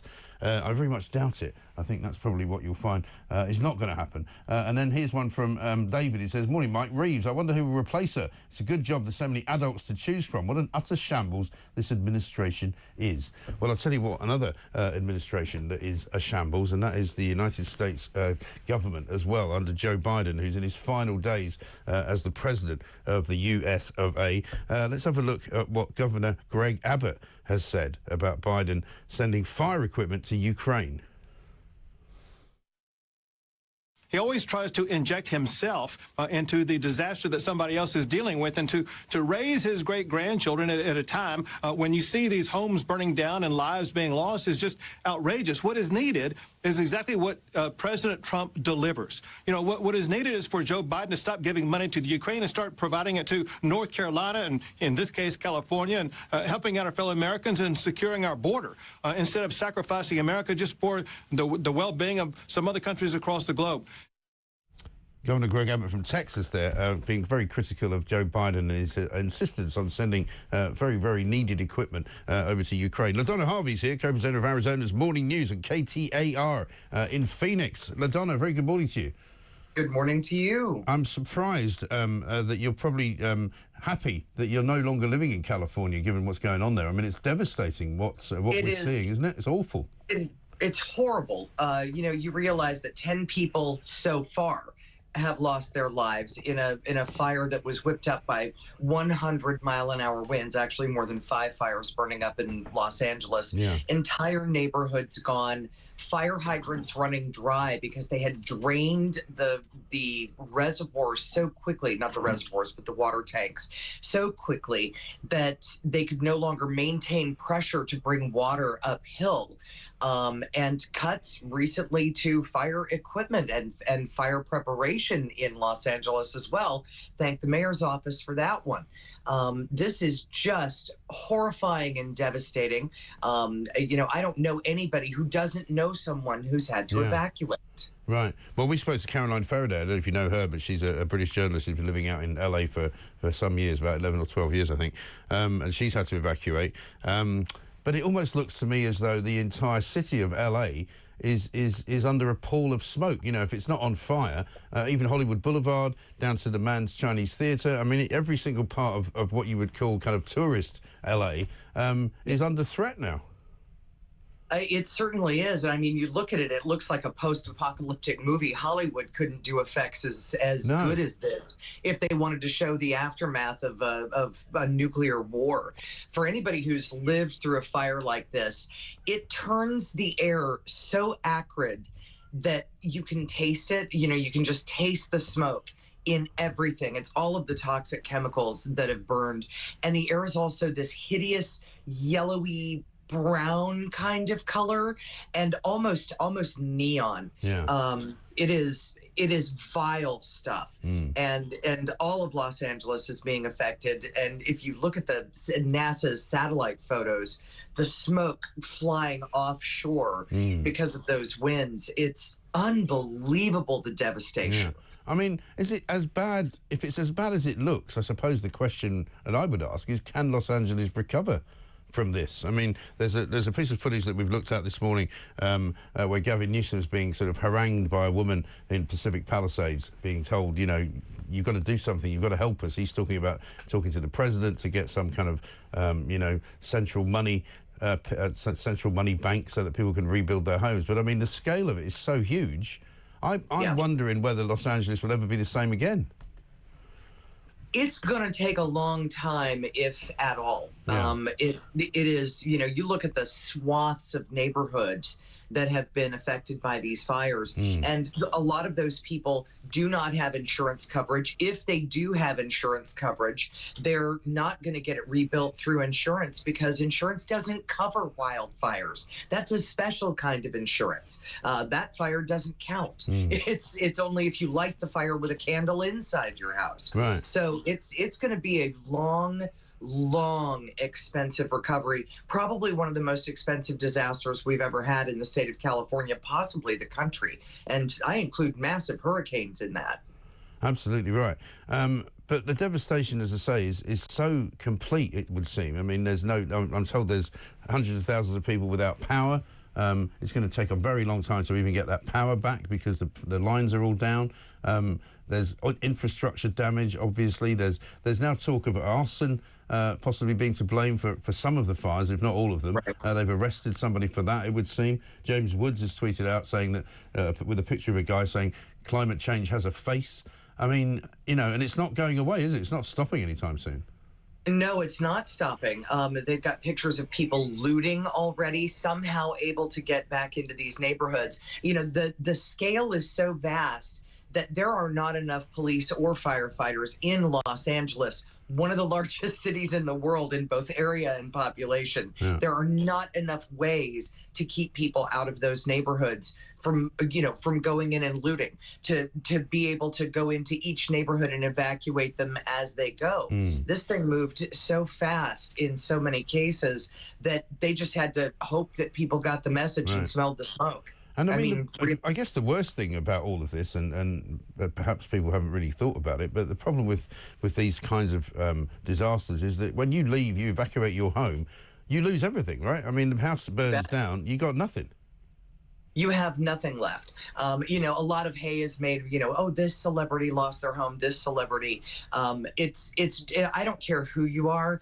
It's just as devastating to lose your grandma's china if you are Paris Hilton or if you're Joe Schmo. Yeah. And most of the people affected are not from Hollywood. Yeah, no, exactly right. Most of these people are just normal people. Right. And that is the thing that people forget, I suppose, about Los Angeles, because here in Britain, people have this image of it being, the home of movies, the home of Beverly Hills and, Hollywood Boulevard and, all of that. And it's very glamorous, but it's also a regular city. But one of the world's greatest cities, I think. I've always loved LA. It's got a terribly good vibe to it. It's a very different place, the from Malibu down to sort of Santa Monica, it's beautiful. Los Angeles is a fantastic city. There is so much to do. I mean, we saw the fires burning up to the Getty Villa, which is part of the Getty. There are several Getty museums in Los Angeles.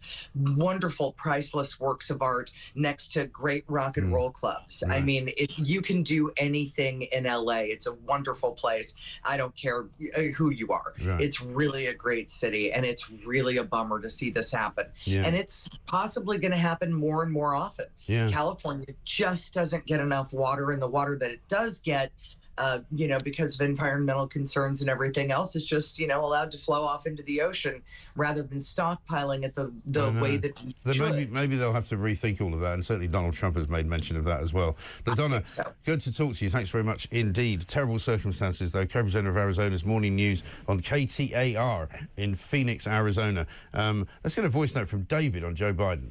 Hi, Mike. Great show as usual. David in the Cotswolds. What's that number again? What? 18. I've got 18002. No, hang on a minute. 1806226. No, hang on. 1802. Oh, forget it. Yeah. David, listen, don't worry. We've got somebody who can help you out. Here he comes with the number for the president. If anybody's lost everything or anything of consequence, disastersystems.gov or 1-800-2, I beg your pardon, 1-800-621-3362. Dear God. And he's been running the US and the world for the last 4 years. John says this, the fires in Los Angeles are tragic for loss of people's homes and possessions. I've never been to Los Angeles, but we hear about fires in that part of the world every year. Wouldn't it be a good idea to have fire breaks between houses? Also, it looks like all the houses are made of wood, not stone and bricks. Well, partly true. You can't really put fire breaks between the houses. That wouldn't solve anything. And American houses do tend to be made more of wood than they do of bricks. It just happens to be the way that they build houses there. I don't think there's much they can do, but what they could do, as Donald Trump has said, is have more reservoirs, have more water, generally speaking, available, so that if there is a fire, they can put it out, as opposed to what's happened this week, which is when there's been a fire, they couldn't put it out.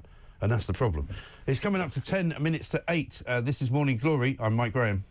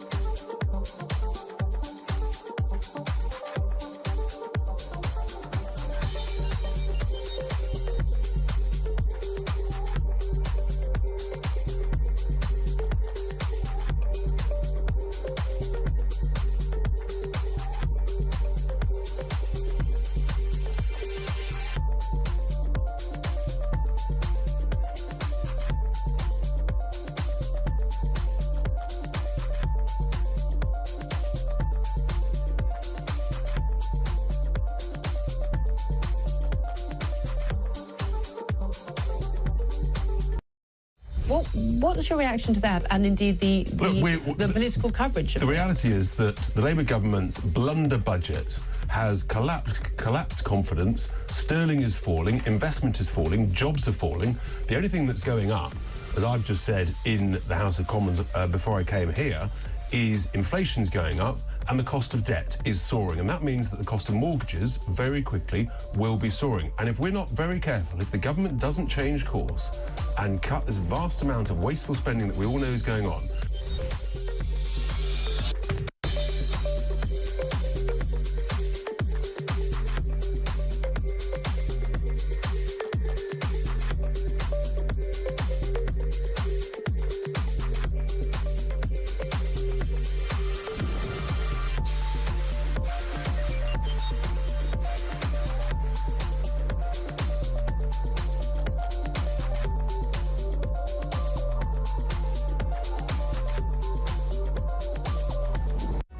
across the UK, on DAB+, on YouTube, on the app, on your mobile, the home of common sense. This is Talk. Welcome back to Morning Glory, 7:53. Joanna from Salisbury looking forward to the way things might turn out. She says, good morning, Mike. I remember the 70s too. Tranny radio, Candle and Sunday rundown of Top of the Pops. Keir Starmer looks like Mr. Bean when he struggles to look happy and smile. Let's get a voice note from Ian on Rachel Reeves. Morning, Mike. Ian from Nottingham. Hope you're well. Listening to Dan Hodges there. I think we should rename him Dan I'm Clutching at Straws Hodges. Rachel Reeves.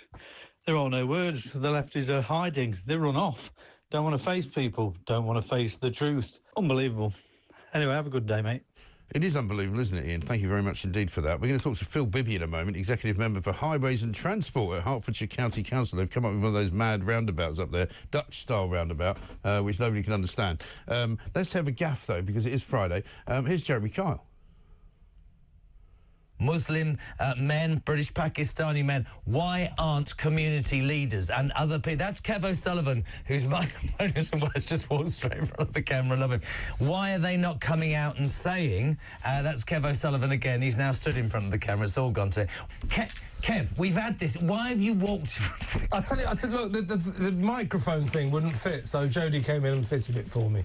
There's the thought, ladies and gentlemen. You just tuned in. Jodie's just come in and shown Kev how to get it in. Yeah, how are you, my friend? I'm very, very well, Jeremy. How about you? I'm worried about you. No, I'm getting there. You sound a lot better today. Do you know what proctors are? No. This is extraordinary. For the clarity of voice for performers, public speakers and singers, I've had one lodged in the gap of my teeth for most of the show, and it sends a powerful thing down your throat. Yeah? I've also got Chinese medicine, and I won't lie, I told you earlier, my driver Ben got it for me. It's tasted sort of a cross between marzipan and dog poo, but it's been very... No, honestly, if you know what that tastes like.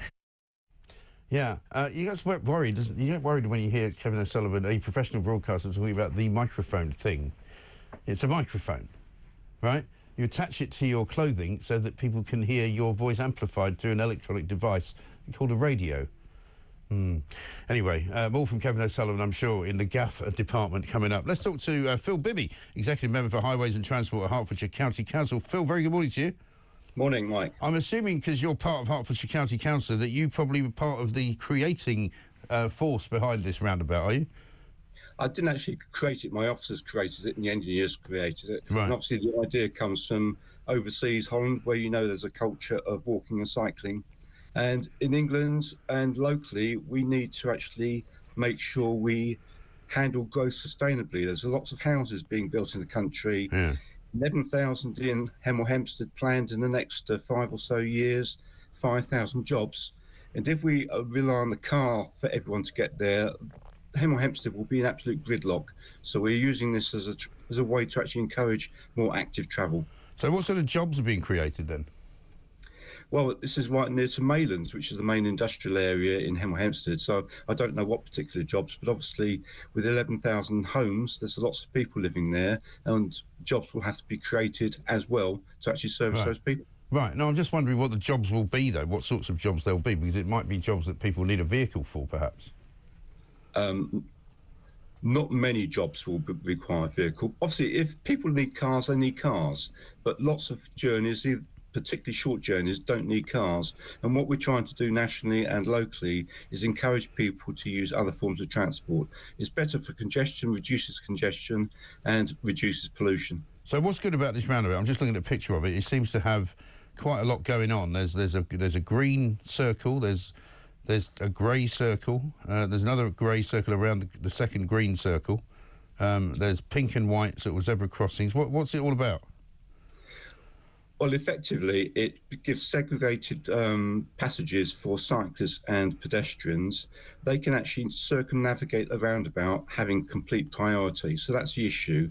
Cyclists and walkers can actually get round roundabouts with priority over vehicles. Couldn't you do that with traffic lights?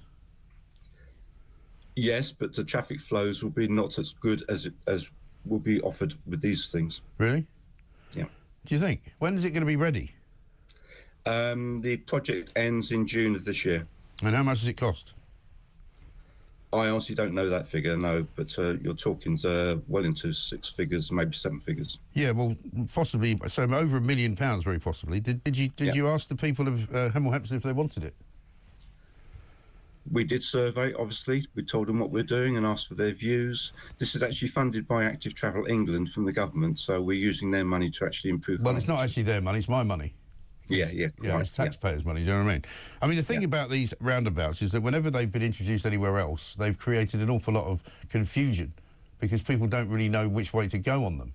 And some people have described them as quite dangerous because cars are kind of stopping more often than they would otherwise do at a roundabout, and most car drivers and even cyclists are a bit confused about who's got rights of way and which way they're supposed to go. Do you know what I mean? I would agree, Mike, that anything new might confuse people, but once people get used to it, it'll become part of the landscape. Well, yeah, but it might be quite a few accidents in the meantime before they get used to it. Well, it's fairly simple to use. Once people understand how to use it, it would work, I'm sure. Well, yeah, but you haven't used it yet, have you? No. Have you got a car? Yes. Why? Why? Yeah. Because I travel long distances. Well, you've just said that you want people not to use cars, that they should use more sustainable travel, like cycling. What I'm saying, Mike, is for short journeys, people don't necessarily need a car. There's lots of times when you do need a car, but for example, when you go down to Sainsbury's or whatever supermarket you choose for your weekly shopping, you're not going to be able to do that by bike or walking. You need a car. Yeah. But for certain journeys, you do not need a car. And if we rely on cars to get people everywhere, you must admit that this country is going to come to gridlock. Because well, it depends on if you had better public transport, I'm sure people would use it. But a lot of places like Hemel Hempstead don't have very good public transport, do they? Well, that's part of the deal, because I'm a member of the Hemel Garden Communities Board, and we're talking about ways to actually allow the growth in the town to be. Maybe you should spend the money on buses instead of a funny roundabout. Do you allow me to finish speaking? No, I can't because we're out of time. Sorry, but thanks very much for trying. Phil Bibby there, who's got a car, doesn't want you to have one. Usual rules. This is Talk.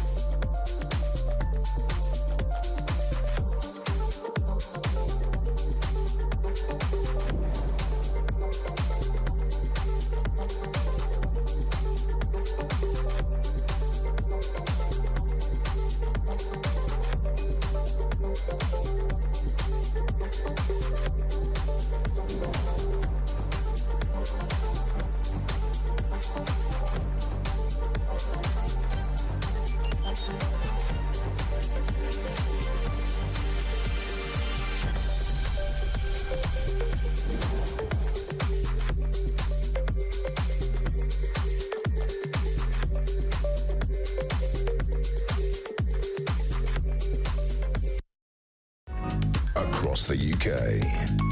On DAB+, on YouTube, on the app, on your mobile. The home of common sense. This is Talk.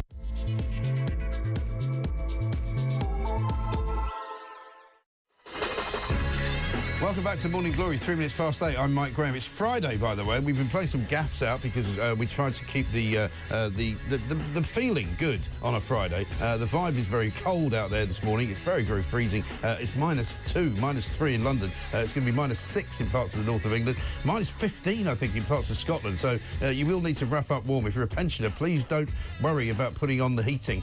You don't want to be stuck in a house that's so cold that you do yourself harm. So just put the heating on and worry about who's going to pay for it later, because, you know, quite frankly, this government has been a disgrace when it comes to reducing and taking away the winter fuel allowance. So we will stand by you and make sure that if you are in a position where you feel that you can't pay, we'll make sure we get you that help. Lots and lots of you have got things to say about what's going on in California, of course.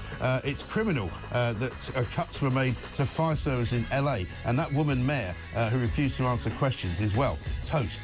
Says one particular messenger, says, love you and brilliant Benedict. Yeah, Benedict Spence was here a bit earlier. Coming up, Jack Elsom's going to join us, chief political correspondent from The Sun. Rachel Reeves, of course, is in a lot of trouble this morning. She's being advised not to go to China, but she's going to go anyway. Andrew Neil in the Daily Mail says the Chancellor looks worried, even fearful. She has every reason to be. A slow-motion car crash is heading her away. We've been going across live to Los Angeles as well throughout the course of the morning to see what is going on in that terrible devastation over in the fire, the wildfires that are hitting the entire city now of Los Angeles. But don't worry, because Joe Biden is coming to the rescue. And here he is giving out a helpful phone number. If anybody's lost everything or anything of consequence, disasterassistance.gov or 1-800-2, I beg your pardon, 1-800-621-3362. Yeah, OK, Joe. Thanks very much indeed. I'll just make a note of that number in case I need it again later on. This is Morning Glory. We're also going to talk about Andy Burnham. Look at what he's done. He's gone all far right on the Labour Party. He's decided he wants to have an inquiry into the grooming gangs. Keir Starmer is hopping mad. As usual, he's getting some extra hair gel out for his hair. This is Talk, of course. I'm Mike Graham. Let's get it on.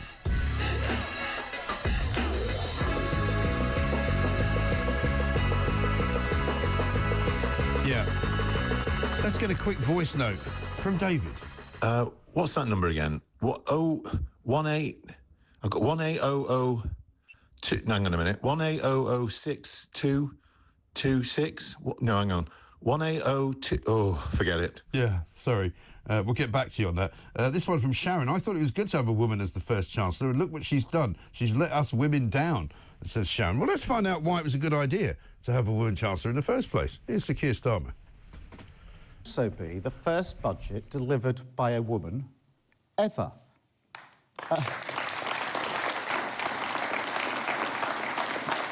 That is a moment of pride.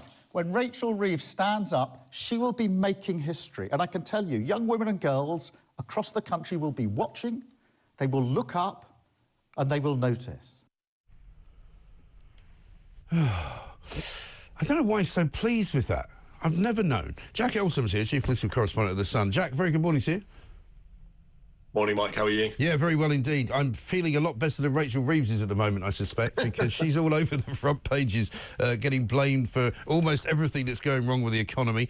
I mean, it's all spiralled out of control. And I think my favourite front page headline is on the front of the Times. Rattled Reeves searches for new ideas on growth. It's almost like she's stopping people in the street and going, sorry, excuse me, any ideas? We need some growth. What can you tell me? What can you give for us? You know what I mean?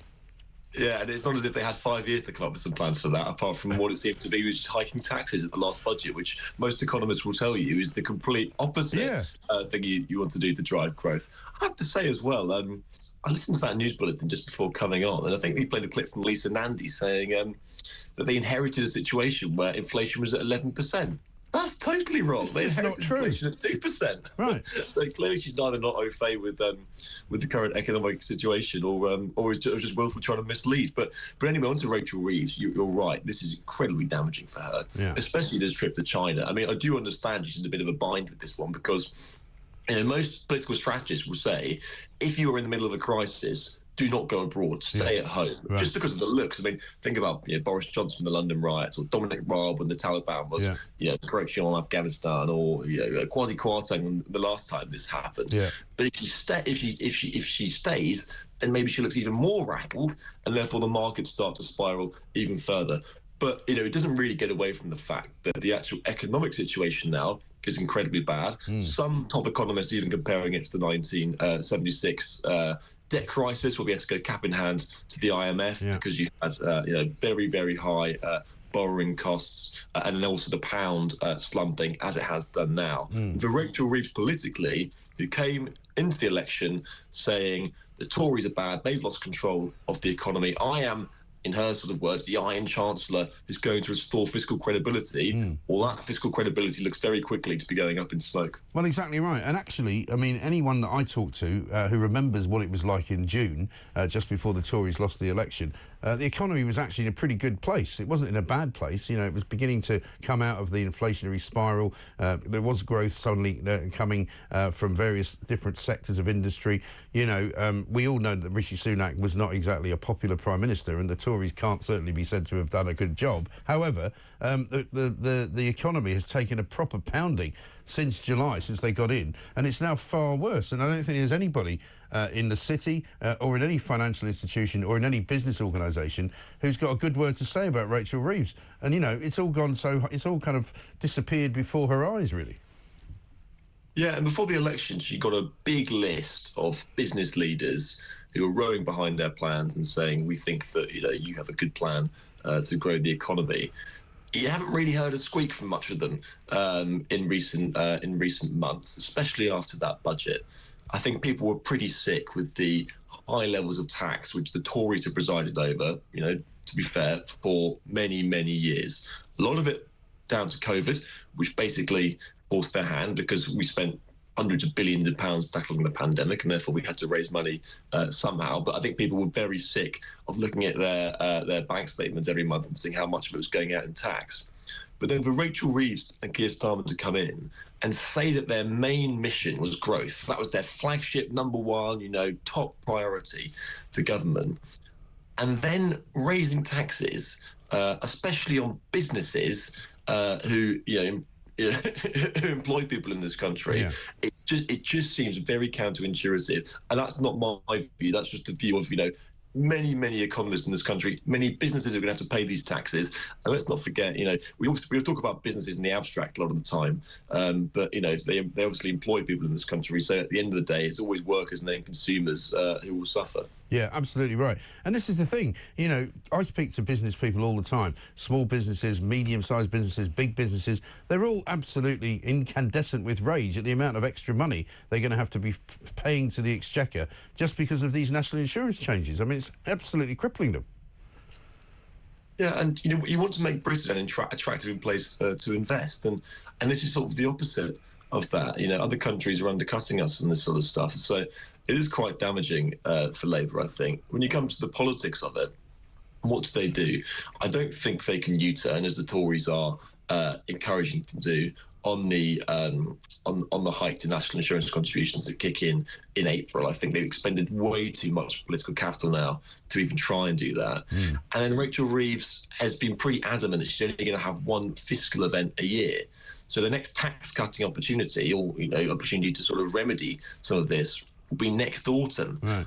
Well, that's 10 months away, and in that time you could have irreparable damage and scarring to the UK economy. So it's incredibly tough for them at the moment. They're in a bit of a bind, but all you have to do, I think, is look at the opinion polls to show that not a lot of this stuff has been well received.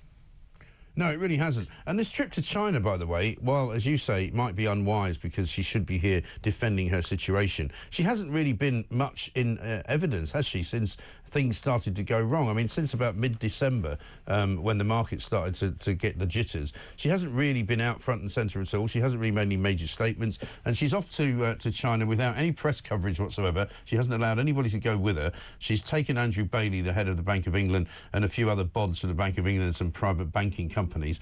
She's not going to see the President, the Prime Minister of China. She's going to see his deputy. What exactly is she hoping to achieve over there? Yeah, you're right. She hasn't been very present in recent weeks, or in fact, recent days. And I thought that I think are really good, whatever the situation in the markets, for a chancellor to come out themselves. Because a lot of the time, Secretaries of State, when they have urgent questions in the House of Commons, as we had yesterday, they do often send their deputies to go and answer it.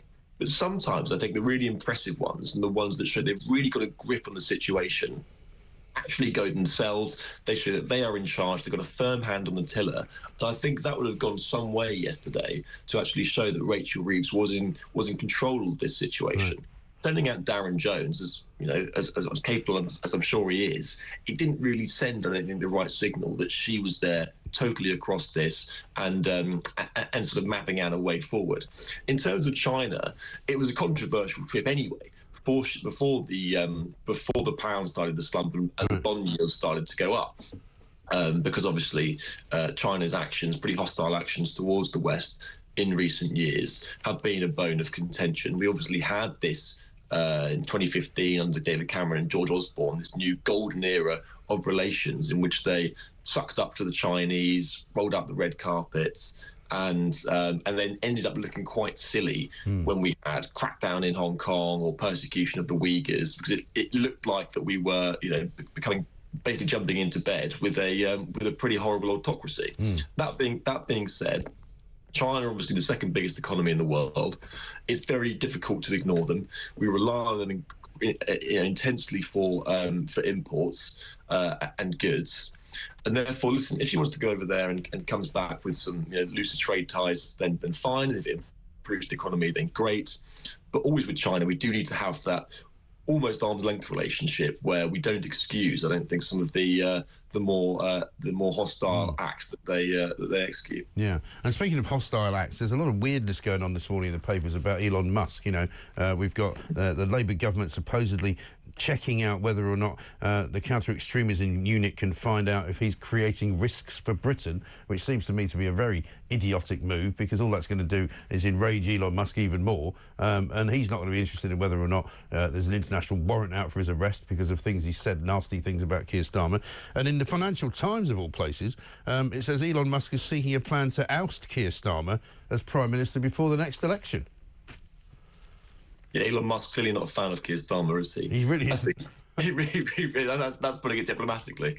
Yeah, I think it's embarrassing for the government that this has leaked. I wouldn't expect it to be much more than just a sort of a unit in the Home Office, basically just keeping an eye on Elon Musk's tweets. Right. And to be fair, I think Elon Musk, it's that fine line, isn't it, between genius and slightly crackers in some of the stuff that he posts. Oh, no question. But he's really got them rattled, hasn't he? Yeah, yes, definitely. In fact, I think he's got every single party rattled. I think he's got the Tories, Reform, Labour, but obviously, especially the government over this Grooming gang scandal. When you do look at Elon Musk's tweets, some of the stuff he says is absolutely bang on. But he just retweets a lot of accounts. When you click through on these accounts, they see almost I don't know, like sort of bordering on the insane. Some of the stuff that they post. So listen, if they're going to keep an eye on his tweets, then fair enough. I imagine they do it to quite a lot of people, if I'm honest. Yeah, but I mean, that's the other thing, that you then find out that there's an entire unit working in secret in Whitehall, monitoring the things that you and I tweet out, and maybe making little ticks next to it going, this guy needs to be watched, let's keep an eye on him. I think the British public might like to know that that's going on, and it will have absolutely no effect on Elon Musk, who obviously now is a complete and utter absolutist when it comes to free speech. He said as much. I mean, the one good thing, I suppose, from the American point of view, is that he makes Donald Trump look like sort of little Bo Peep, doesn't he, on his Twitter? Yeah, totally. Donald Trump's been pretty quiet, hasn't he, in comparison to Elon Musk. But you're right. This is just going to be another string to Elon's bow, isn't it? He's going to use it as ammunition if he sees the Mirror front page today to accuse Keir Starmer and Keir Starmer's government, I should say, of trying to sort of stifle free speech even more. But I don't think it will. I don't think it will bother him that much. I think he could probably take that one. Oh, I'm sure he can. Absolutely right. Good to talk to you, Jack Elson. Thank you very much indeed, Chief Political Correspondent at The Sun. Let's get a voice note from John on Lisa Nandy. Hi, Mike. John in Wolverhampton. How can Lisa Nandy get away with saying that they inherited 11% inflation when actually RPI inflation was 3.6 in July 2024? Disingenuous at best. Lie. I call it a lie, quite frankly. Either Lisa Nandy's too stupid to know what the rate of inflation was, or she thinks that the people of this country are stupid because they'll remember when it was 10 or 11%, except that wasn't what they inherited, because it wasn't that when they got into power. Let's have a listen to what she actually said. We inherited a situation where inflation was over 11%. It's now 2.5%, and we will continue to take the action necessary to do so. Yeah, it's not true, is it, Lisa? It's not true. How about this from Justin in Worcester? Mike, the chap from Hertfordshire, said that he wanted to reduce gridlock, but surely complicated roundabouts such as this encourage it. Several years ago, I worked in a role that entailed liaising with Bristol City Council, and the officers there admitted to me at the time that they actively introduced measures to gridlock traffic to discourage people from driving.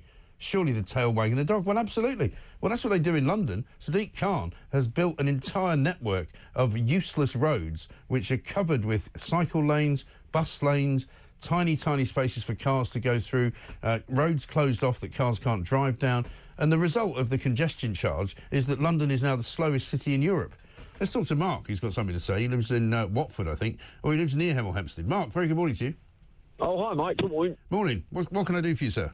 Well, where I live is obviously a little village just under the Dacorum borough, and so we pay council tax to Dacorum. I certainly wasn't consulted about it. No. I would have told them a load of nonsense. I mean, Hemel Hempstead has already got one huge roundabout in the centre. It's called the Magic Roundabout. It's got yes, I've heard of that. Roundabouts. Yes, it's got 6 mini roundabouts attached to it. Yeah. It causes absolute gridlock. It's mayhem, isn't it? The second one. Yeah, it's real mayhem. Right. And also, Hemel Hempstead, the retail outlets in Hemel Hempstead are on their knees. And I think more importantly, I think I spoke to you before the election about Hemel Hempstead Hospital, how it's been shut for 17 years. The building's still there. Yeah, I mean, the whole ridiculousness of this is crazy, isn't it? I mean, basically, this guy didn't really know how much it cost, even though he was one of the people that commissioned it. He didn't really think that it was a good idea for people to drive a car, except he drives a car, so that's fine. He wants more people to go out and walk and cycle. He wants 5,000 jobs created, but he doesn't know what they are. He doesn't know how people are going to get to those jobs because he doesn't know what they're going to be doing in those jobs. I mean, it seems to me that this guy doesn't have a clue about what he's doing in his job. No, he doesn't. And it's just another narrative, Mike, of a box-ticking exercise rather than actually consulting the local public about what they want and, more importantly, what they need. A 7-figure sum of money could have gone towards rebuilding a hospital. Right. It could have gone to infrastructure in the town centre, which would have given jobs, which would have started to boost the economy. It's very simple sense. Well, also, I mean, I would say, and I'm very big on this, I mean, public transport is quite important. And I don't know what it's like where you are. I suspect it's not very good, because in most parts of rural Britain, there are hardly any buses at all. If they could get more buses and get more people moving in buses, that would be a good way. Because not everybody wants to cycle. I mean, look at the weather at the moment. You're going to tell me you want to cycle on -3 degrees, on icy roads, and you can freeze your nuts off? I don't think so. You're going to get on a bus, if there is one, which will take you to a place where you could get a job, if there is one, and then suddenly you've got a burgeoning economy, haven't you? Well, you have. I mean, unfortunately, in our area, while we've got quite a lot of buses, they're often late, and they've just put the price up by another £1. Of course, yeah. Well, you're lucky, because where my kids live, down in the south, in Sussex, the last bus goes from their town to the main town, which is Hastings, at 5:30 p.m. at night. That's it. After that, no more buses. Brilliant. Absolutely fine. Mark, thank you very much indeed. Daniel says this from Surrey. Morning, Mike. Your roundabout guy wasn't making much sense a moment ago, but I soldiered on and listened. However, when you asked him if you had asked the good people of Hemel what they thought he said, he went, "Oh, yeah, we told them what we were doing." This is modern democracy in Britain, ladies and gentlemen. When you've got some guy, right, I can't remember his name now, he's in charge of this project, yeah? He's the one that sort of commissions it. He doesn't know how much it cost. He doesn't know how many people it's going to affect. He does hope, though, that there's going to be 5,000 more jobs created. He doesn't know what they are. He doesn't know where they're going to be. And he hopes that all the people that get those jobs will cycle to them, even though he doesn't know what they'll be doing for work. And they may have to carry things, doesn't know. He says it's all right if you use a car to go to Sainsbury's, but you shouldn't use it any other time. He's got a car as well. So, all in all, it sounds like an absolute crock of nonsense, doesn't it? And if you live anywhere near Hemel Hempstead, you might want to get up and demonstrate on the roundabout. You're going to sit down on the roundabout like a Just Stop Oil protester and just say, I'm not having it. Don't want it. Thanks very much indeed. Remind me not to move to Hemel Hempstead, says Natasha. Who are these people telling us to get out of our cars because of congestion? Perhaps stop letting so many people into the country to avoid congestion. Your guest sounded like a real Jobsworth. He really did. I must admit, telling him that he couldn't have any time to finish his conversation was one of my greatest joys. Thank you very much indeed. It's 23 minutes past 8. We'll have some more madness soon. I'm not quite sure who from. Oh, Cindy Yu's up. We'll talk about China. China! Because Rachel Reeves has gone there, hopefully to wreck their economy.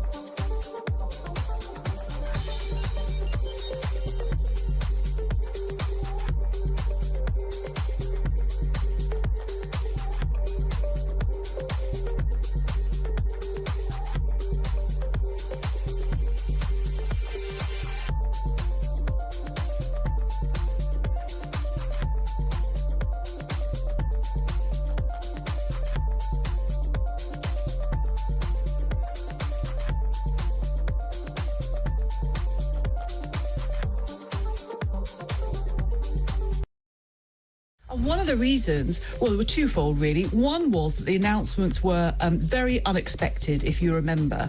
I think, whilst I think this current government has massively overdone this talk of a big fiscal black hole, and they themselves haven't helped all of this, if you remember, there was almost no preparation by the Liz Truss government for the announcements they then made in their budget. And one of the other things they did was they didn't ask the Independent Office of Budget Responsibility to prepare the numbers. And the point is, you do need that independent set of numbers.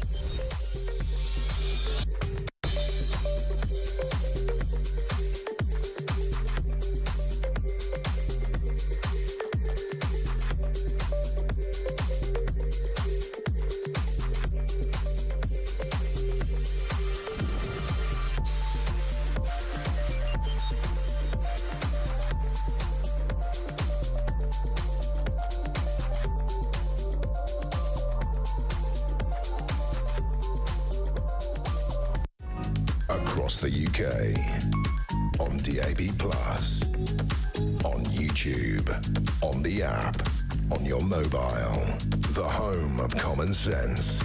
This is Talk. Welcome back to Morning Glory, 8:27, with you here until 10 o'clock. Alex Phillips is here then, of course. It's Friday, so we're going to have a few more gaffes. The sun is up. It's looking a little bit hazy over London town. It's quite cold, though, -2, -3. It might get up to a bit closer to 0, but it's going to be very cold over the course of the weekend. There's going to be a lot of snow as well coming to parts of the country, so you might want to look out for that. We're going to speak to Cindy Yu in a moment, the assistant editor of The Spectator and presenter of the Chinese Whispers podcast. We're going to seek her guidance on what Rachel Reeves is going to be doing over in China in the coming days. Let's get a voice note, though, from Dean on the roundabout. Morning, Mike. I can't believe what I'm hearing from this Hemel Hempstead councillor or head of council, whatever he is. So basically just admitted that we've actually produced a roundabout to encourage people to walk more. So we've actually created a roundabout to create traffic for people to go, do you know what? I'll walk to work. This idiot doesn't realise that hardly no one can actually walk to their place of work. It just shows you why we need to remove all these sort of people from councils. He hasn't got a clue. Even when you asked him what sort of jobs have been created, he doesn't know. They're just unbelievable. Thanks for winding me up, Mike, on a Friday morning. Cheers, mate. Sorry, Dean. I didn't mean to wind you up, but it's not my fault. We get these people on. I expect them to be able to answer a basic question like, why have you made this roundabout? How much does it cost? I don't know. I think it's about, 7 figures, could be 6, don't know. They don't care, it's not their money. And then he said, oh, no, the money come from central government. No, it hasn't. It come from the taxpayer, matey. And then he says there's going to be 5,000 jobs created. He doesn't know where, but somewhere near an industrial estate, which sounds to me like a place you might need to drive, vehiculars around, like lorries maybe, and vans and delivery cars and that sort of thing. And then he says he's hoping that the jobs, which he doesn't know what they will be, won't need people to go there in anything other than a bicycle. I mean, it's mad, isn't it? Sharon says, I'm a lady from Hemel. I don't remember being surveyed, raid this fancy smanchy roundabout. I do know its construction is going to cause chaos for 6 months in our town, though. And Andy in Thatcham says, Mike, £1 million for one roundabout. These people have no shame. They'll spend other people's money without a thought, spending £1 million for cyclists when the potholes are the biggest problem in the UK. Well, I think that's right. Absolutely fair enough. Let's talk to Cindy Yu, though, and get off the subject of the roundabouts for the moment. We'll get off at exit 2 and talk about China. Cindy, very good morning to you. Morning. Although, Mike, the UK-China relations could be metaphored as a roundabout as well. They could, actually. I quite like that. Well, here we have Rachel Reeves looking very beleaguered right now. The economy not doing terribly well here. Lots of people saying she shouldn't probably be going to China because it's the wrong time to be away. The markets are in a bit of turmoil. But what I haven't been able to discover really yet is exactly what she's hoping to get from China. She's not taking any press with her. She's taken Andrew Bailey from the Bank of England and several other sort of top bankers from various different commercial organisations. What are you hoping, or what is she hoping to achieve? Yeah, she's mainly focused on the financial side for the UK. So she's taking a lot of city executives, as you say, Andrew Bailey from the Bank of England, but also private city executives such as senior executives from HSBC. She basically wants to resume the high-level financial talks that were the norm under the previous Labour government, but really over the course of the UK's relationship with China souring over the last few years have kind of fallen off the wayside. And China, for once, is in a mood to listen. And I say for once because under Xi Jinping, it has been a slightly tricky economic partner, at least, and sometimes, under the wolf warrior diplomacy, doesn't actually want to be friendly. But now the Chinese economy is actually doing quite badly too. They're facing deflation, not inflation. And so China is in a receptive mood. And Rachel Reeves thinks that maybe this could be something she could do better than the previous Conservative governments. I mean, she keeps talking, as does Keir Starmer, about foreign investment, but she wants to bring it into kind of the public arena, doesn't she? She doesn't necessarily want private companies coming to start private businesses. She wants private companies to start kind of sharing sort of public-private ownership, if you like, and projects that they keep talking about in a sort of airy-fairy way. I mean, China and Britain's sort of investment relationship has been a bit rocky over the years, hasn't it? I mean, some previous governments have not wanted Chinese investment. Yeah, and Chinese trade, at least with the UK, has been going down. And investment, Chinese investment outwards has also been a bit tricky because of domestic reasons inside China, where Xi Jinping doesn't necessarily want that money to be flowing out. So, it's you've got to consider the Chinese domestic position as well. I think your question just basically shows how this might not be a positive story that she's hoping for. If she succeeds on this trip, and let's say come Monday she comes back from Shanghai, comes back from Beijing, and says we've got this shiny new deal with China, is that really a positive political story for her? Or does that raise more questions about, well, what have you done to buy that what deal? have you promised the Chinese? Exactly right. And she's not going to see President Xi, is she? She's seeing, I think, his deputy. So what's that likely to lead to? I mean, is anyone who's not President Xi worth talking to in China? Yes, they are. Of course, he has centralised power to an extent that's not been seen with his predecessors recently. But, he relies on a lot of his, close cohort, the Politburo Standing Committee. And so, that is still very worthwhile. Those people are worthwhile to talk to. For Xi, he's not going to meet someone who is not a leader of the country, basically. If he were to meet Rachel Reeves, the Chinese way of looking at that would be to see that as a power imbalance. Yes. And even I was just reading the Financial Times was reporting this morning that the Trump team think that Trump having invited Xi to the inauguration, the Chinese will be sending slightly more kind of deputy person over there instead, not Xi Jinping himself. There is this kind of face saving exercise going on, where Seek has to only be rolled out when it's really, really, you know, valuable to the Chinese. You know, they're kind of keeping him behind the scenes for now. He's not doing ceremonial stuff. I was going to ask you about what their view would be of the incoming Trump administration, because Trump, it seems to me, is playing his cards much more cleverly this time around than he did in 2016, because he's better at it now, and he doesn't really have to prove anything. He seems, I mean, even to the point where he was saying yesterday that he got on very well with Barack Obama and Bill Clinton and even Joe Biden and Kamala Harris, who were all in the same ceremony for the funeral of Jimmy Carter. You know, he's a much more, shall we say, I don't know, sophisticated politician now, I think. Yeah, they were sharing jokes, weren't they? Although this also comes from the week where he's continued to say that Canada should be the 51st state and that the US will buy Greenland. So, you know, I think there may be limits to that sophistication. But I think Trump certainly is underrated by a lot of people. You know, in terms of his foreign policy, my read on it is that he sees it as business dealings. He sees Xi as the other business executive across the board table from him. How can I get the best deal from him?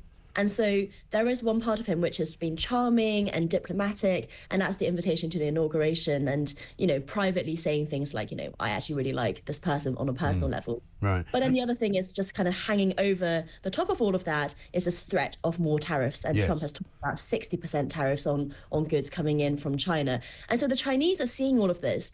And in some ways it's more understandable because they also see the world as business dealings, as cynical power plays. And so on that level, they're kind of, you know, the same kind of people. On the other hand, Trump will be a really hard negotiator. You know, this threat of tariffs. Well, he's basically said, hasn't he, if you want to build cars and sell them in America, you need to build them in America. Otherwise, we're going to charge you an awful lot more money.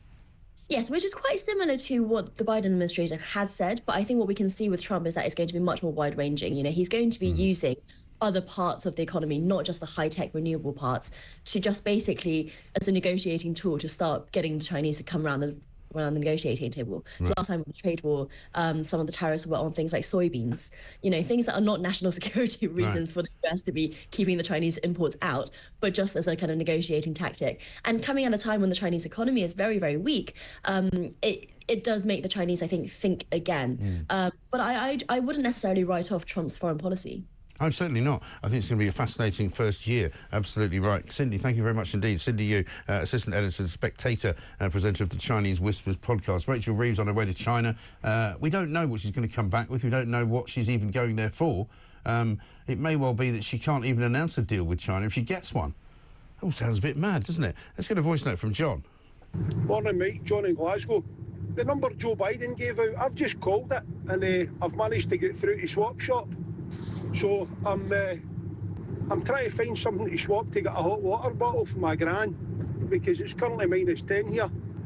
Cheers and out, great show. John, well played. Should we see if we can get that number again from Joe Biden? Is there any chance? We might need to put him on hold for a second. Here you go. If anybody's lost everything or anything of consequence, disasterassistance.gov or 1-800-2, excuse me, 1-800-2, I beg your pardon, 1-800-621-3362. The President of the United States, ladies and gentlemen. Should we have a plank of the week? Bit of that? Yeah, that's coming out tonight. 7 o'clock, plank of the week. I think Joe Biden might be on it.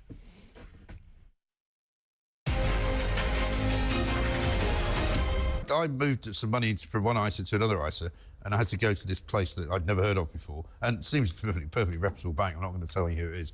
I got an email from them, right, about a month after I'd opened the ISA, to say, good news, we've planted a tree in your name. I'm like, what? What do you mean you plant a tree in my name? Why? Why? I don't want you to plant a bloody tree in my name. Can I go and see the tree? Where is the tree? They Can I name it? Is it a money tree? It's not a money tree, Very unfortunately. good. I don't know where it is. I hope it's not in Sri Lanka, because, you know, Chris Martin did that. He planted a load of trees and they all burned to But knowing you were too hot. Knowing you were determined to find it so you could go and chop it down. I would like to chop it down, put it on the wood burning stove, you know, because you might need to season the wood for a couple of years. You know, I'm up for that. But you know, I see no benefit to myself for having a tree planted in my bloody name. I did. Yeah. I said, why have you planted a tree in my name? I didn't ask you to. All I want you to do is to pay me the 5% or whatever it is, and then next year I'm going to move it to another place. Yeah. Where presumably they'll plant another tree. Yeah. I mean, if we keep going like this, we'll have an entire forest. Yeah, it's Friday. What can I tell you? We get a bit gun shy, or what is it? Demob happy, I think is what we get. It's the first week back, so naturally we're all feeling a bit giddy, shall we say. Anyway, we'll keep giving you that number out with Joe Biden coming up a little bit later on. Plus, we've got to talk to the Countryside Alliance. Norman Brennan coming next as well. We're going to talk about foreign criminals. This is Talk.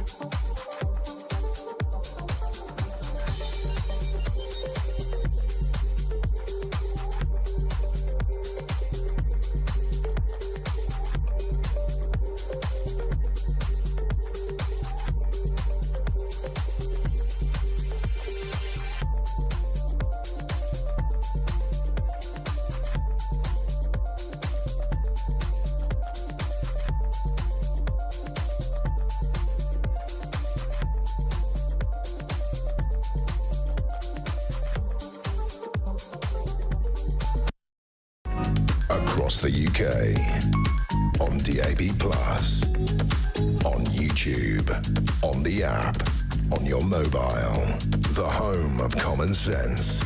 This is Talk. Welcome back to Morning Glory, 8:41. I'm Mike Gray with you until 10 o'clock, and then Alex Phillips will be here. Kevin in Stafford says, Radio LA fires. If I were a cynic and Joe's giving out emergency websites and phone numbers, I might think that Russian, Chinese or Iranian hackers would be on overtime today, hitting those links with 10,000 plus workers on bonuses. And Paul says, Mike, if we want to understand how a city like Los Angeles could be burnt to the ground, look no further than the fire chiefs who run the fire service, all in the name of diversity. Yeah, I know. What a shocking state of affairs. Should we get a quick voice note from Kelly on the roundabout? Morning, Mike. It's Kelly from Essex. I've just had to walk away from my radio. I actually can't listen to the guy from Hertfordshire Council for a second longer. The man can't give you any figures. He doesn't know how much the roundabout is going to cost.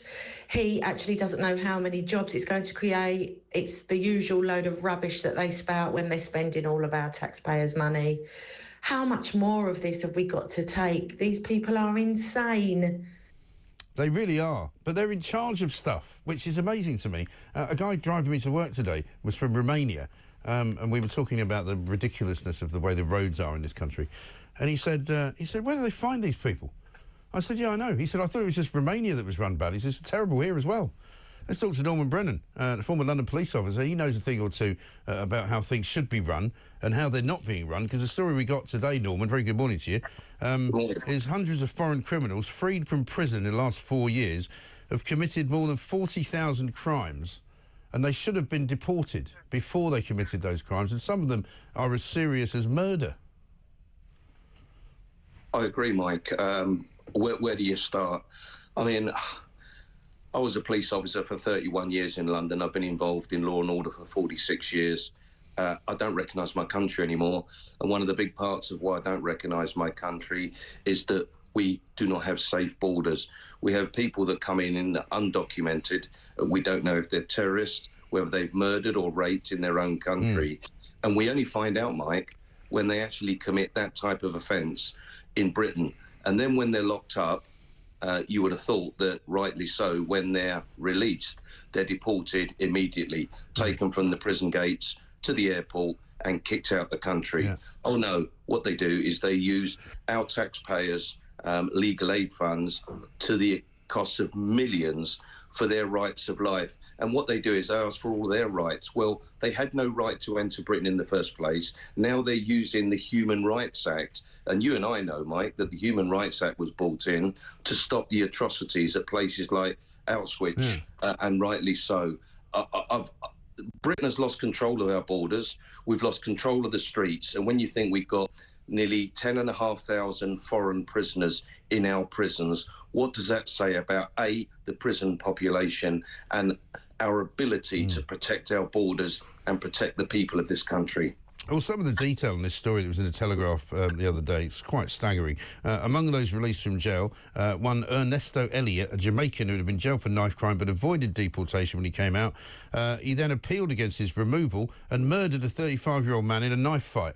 In June 2021, a second Jamaican drug dealer, Lloyd Byfield, avoided deportation from Britain for a violent crime, went on to kill a young woman in her own home. And there's dozens of these people. What about the passengers that stood up on the plane and stopped somebody being deported? He then went on, as I understand it, to commit a murder. He did. Mike, how many years, and I'll probably be dead before we actually do anything, do you and me and all the right-thinking people in Britain have to say enough is enough? Britain has to have the right to protect its borders, and we put police officers on the streets to reassure the public and make sure our streets are safe and victims are looked after. While we're spending our time and millions of pounds pandering to foreign criminals that should never be here in the first place. I keep on posting on social media all of these stories and say, please, can someone make sense of this absolute nonsense?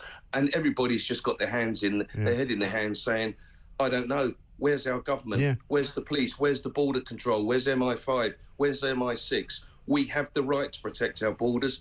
Mike, if somebody flew over in a plane into our airspace, that were alien plane, we send fighter jets up there to intercept them, bring them down and arrest them. Yet you can have 100 illegal migrants that come into Britain on a boat that are escorted by a coach to nice hotels and have nothing to worry about.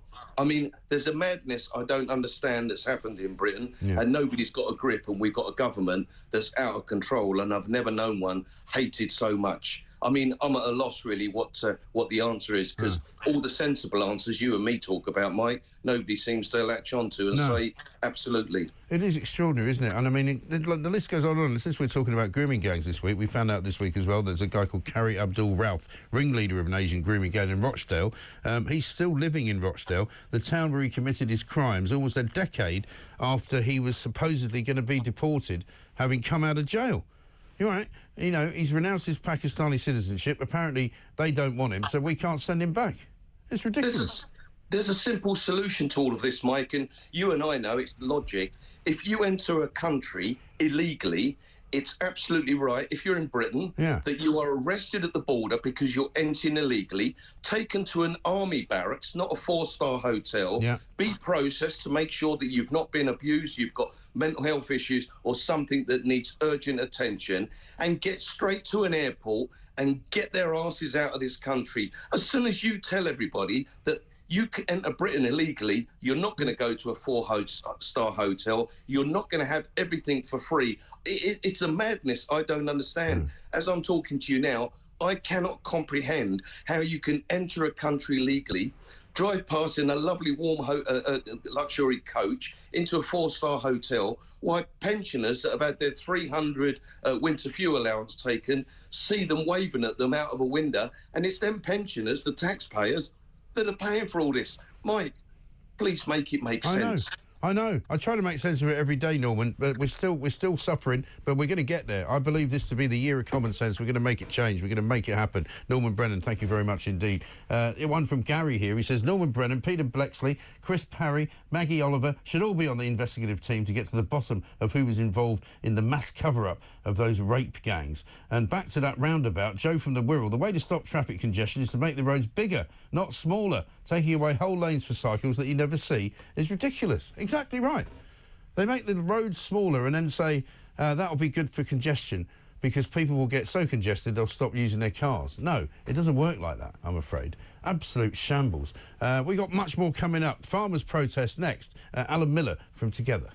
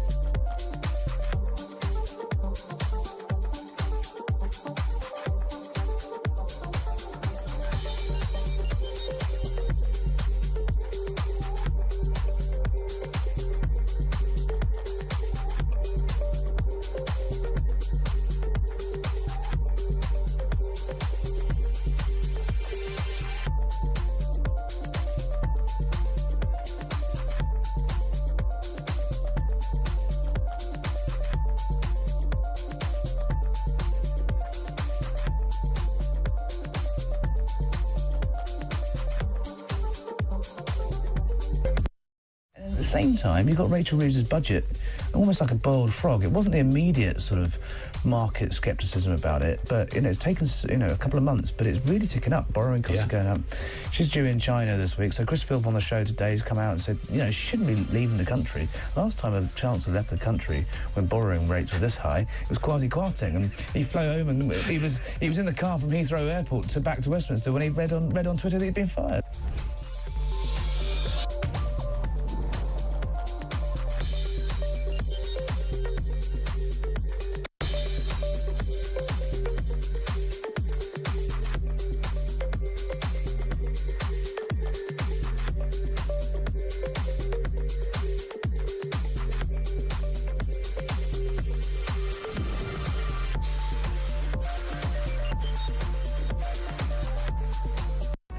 Across the UK, on DAB+, on YouTube, on the app, on your mobile, the home of common sense.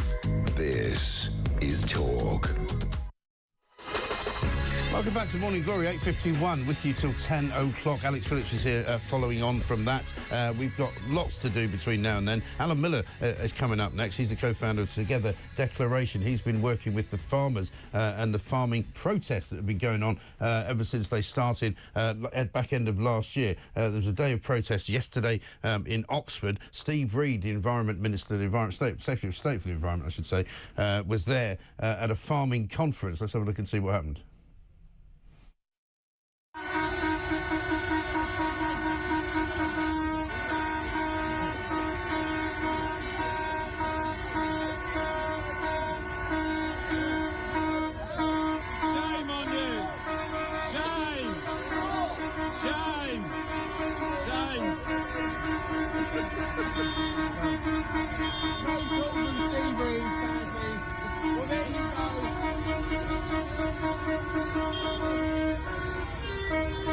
Shame on you are the words you can hear there. The farmers shouting at Steve Reed. Steve Reed, who used to be the chief of the council in Lambeth. Not exactly a rural part of the world. Let's talk to Alan Miller, co-founder of Together Declaration today. Alan, very good morning to you. Massive demonstrations today all over the country. Devon, Cornwall, Somerset, Berkshire, Oxfordshire, Scotland, Suffolk, Worcestershire. You know, this is not going away, is it, anytime soon? It's not going away, Mike. Farmers are furious. The public is furious. Family businesses are upset. As we know from Sir James Dyson, they're also being impacted by this IHT. If there's one thing that Rachel Reeves managed to do, it's to unite so many people against this IHT, the inheritance tax new imposition, which they had said before the election they were not going to do, and now they've imposed. So there's protests today, Mike, as you say, up and down the country. I'm in Berkshire right now. There are people that are supporting in the public, but Farmers to Action, as Farmers to Action, are actually doing a range of protests with tractors. We saw yesterday in Oxford the strength of it, and the day before in Yorkshire. This is going to be a week, month and year of action. The protests are not going to go away, and the government needs to have a proper rethink, come back to the table. This needs to end. Yeah, and what do the farmers make of the fact that Rachel Reeves has gone off to China this weekend, where they're very happy to send them money for their farmers to help them with climate change, but they don't want to pay our farmers any money? I think it really is telling that both Steve Reed yesterday did not come out and address the farmers, and Rachel Reeves is not taking this with the seriousness it's required. Our farmers and our food security is so essential to the public.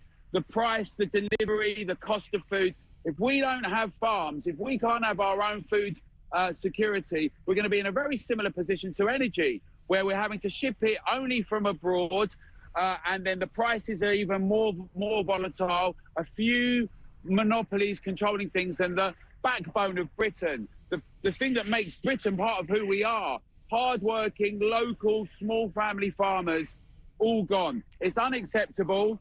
And I know Keir Starmer's got a lot on his hands right now, but this is the point. These protests are going to grow. Later on today, you're going to see some more things everywhere. Thank you, Talk and Mike, for actually putting this out there. But this is serious, and we know it together. The reason we're supporting it is because hundreds of thousands of our people who are in the public and family businesses are backing our farmers. And there's over 45 counties that are coming out across the country, out of the 90 counties. This is serious. Farmers are upset. They're furious. They don't normally protest, but this is not going to go away, Mike. And we're asking everyone to make sure they tell their MPs, go to togetherdeclaration.org or Farmers to Action, and you'll be able to send an email to your MP and your councillors and tell them what you think about this. Absolutely right, because the big issue here is still the amount of money that the Labour government say that farms are going to be affected by. They keep saying it's a very small number of farms. They're wrong. Everybody accepts that the government is wrong, except for the government. The Treasury have got their figures wrong. You know, why won't they just change the view? Because, you know, everybody agrees that if there are people who are just making money and avoiding tax because they've bought some land, that's different. But they've gone after the ordinary farmers, and those are the people that need protection, right? That's absolutely correct, Mike. The government have been trying to put out figures of 500 farms a year, as though somehow that would be okay as well, right? But actually, the numbers are more like 75,000 farms that are impacted. This is something that is enormously problematic. The Treasury have got different numbers to DEFRA.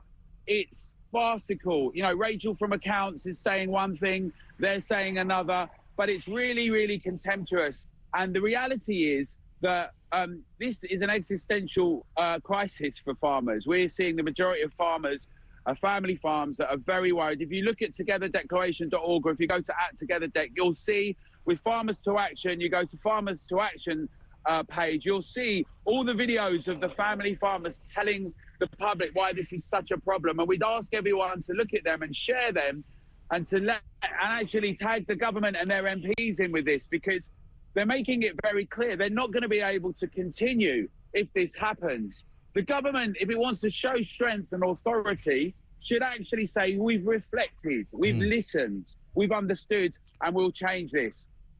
If they don't do that, there's going to be a much bigger fight. This is not going away.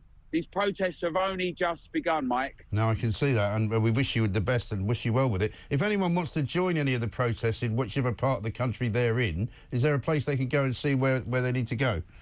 Yeah, you should go to Farmers to Action, at Farmers to Action, and also at Together Deck. You can have a look, and we'll be posting, and you can be getting engaged in posting all around the country. Brilliant stuff. Alan, wish you well. It's a cold day out there, but these guys don't care about the cold. They're out there fighting for their lives, for heaven's sake. Alan Miller from the Together Declaration with our farmers. Top man, very, very good to see you. Thank you very much indeed. Co-founder, of course, of that Together Declaration as well. I mean, yet again, another ridiculous manoeuvre by this government when they didn't need to do it.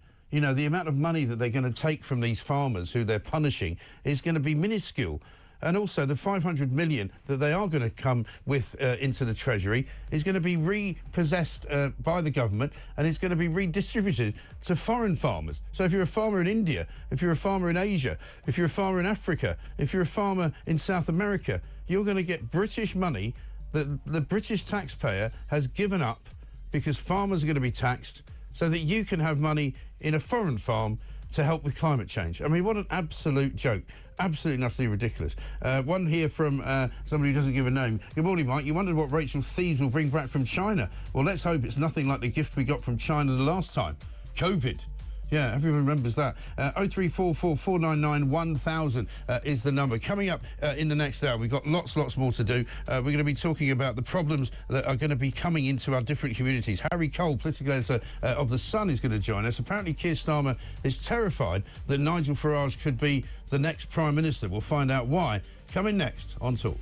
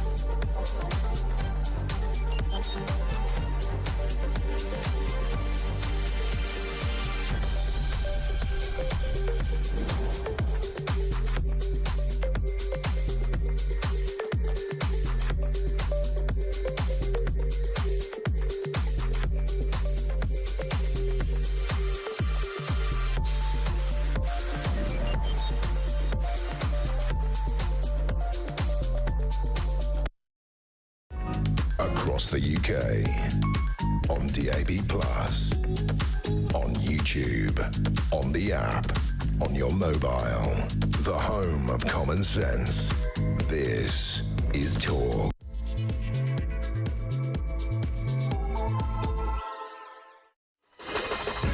Welcome back to Morning Glory. 2 minutes past 9. I'm Mike Graham, and we are right in the middle of it, ladies and gentlemen. It's Friday.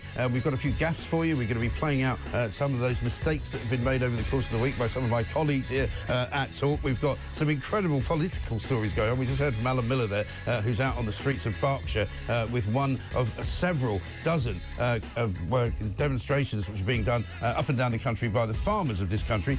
Tractor protests all over the place, threatening this government to say that this is not the end. This is only the beginning.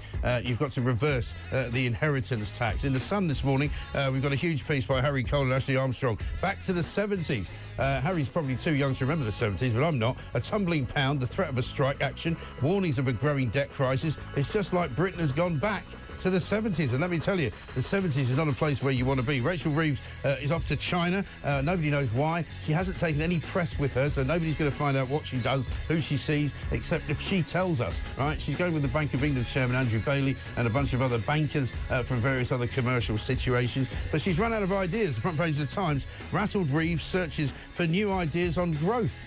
It's almost like she's going round from door to door asking people, have you got any ideas on growth? What can we do? Is there anything you can do to help us? Oh, I know. Let's put taxes up and let's try and cut spending. 0344 499 1000. If you've forgotten how to get in touch, here's how you do it. Morning, Mike. Fantastic shows always. Morning, Mike. It's Kelly from Essex. I've just had to walk away from my radio. I actually can't listen to the guy from Hertfordshire Council. Morning, mate. John in Glasgow. The number Joe Biden gave out, I've just called it, and I've managed to get through to swap shop. It's the 10th of January. We've got a long way to go, but it's going to be all right. Yes, well, I think it will be all right. This is the year of common sense. Don't forget, Trudeau's gone. We've got Mick Lynch going. He's resigned from the RMT. We've got Donald Trump coming in as the new President of the United States of America. We're about to talk to Harry Cole. And things are looking a little bit more rosy, you'd have to say, for this country going forward. All we've got to do is get rid of the government. No, it sounds like a bit of a long shot, but there we are. Also, Andy Burnham's gone all far right. He's decided that we should have an inquiry into the grooming gangs. I don't know what Keir Starmer's going to say about that. 0344 499 1000. This is Morning Glory. Let's get it on.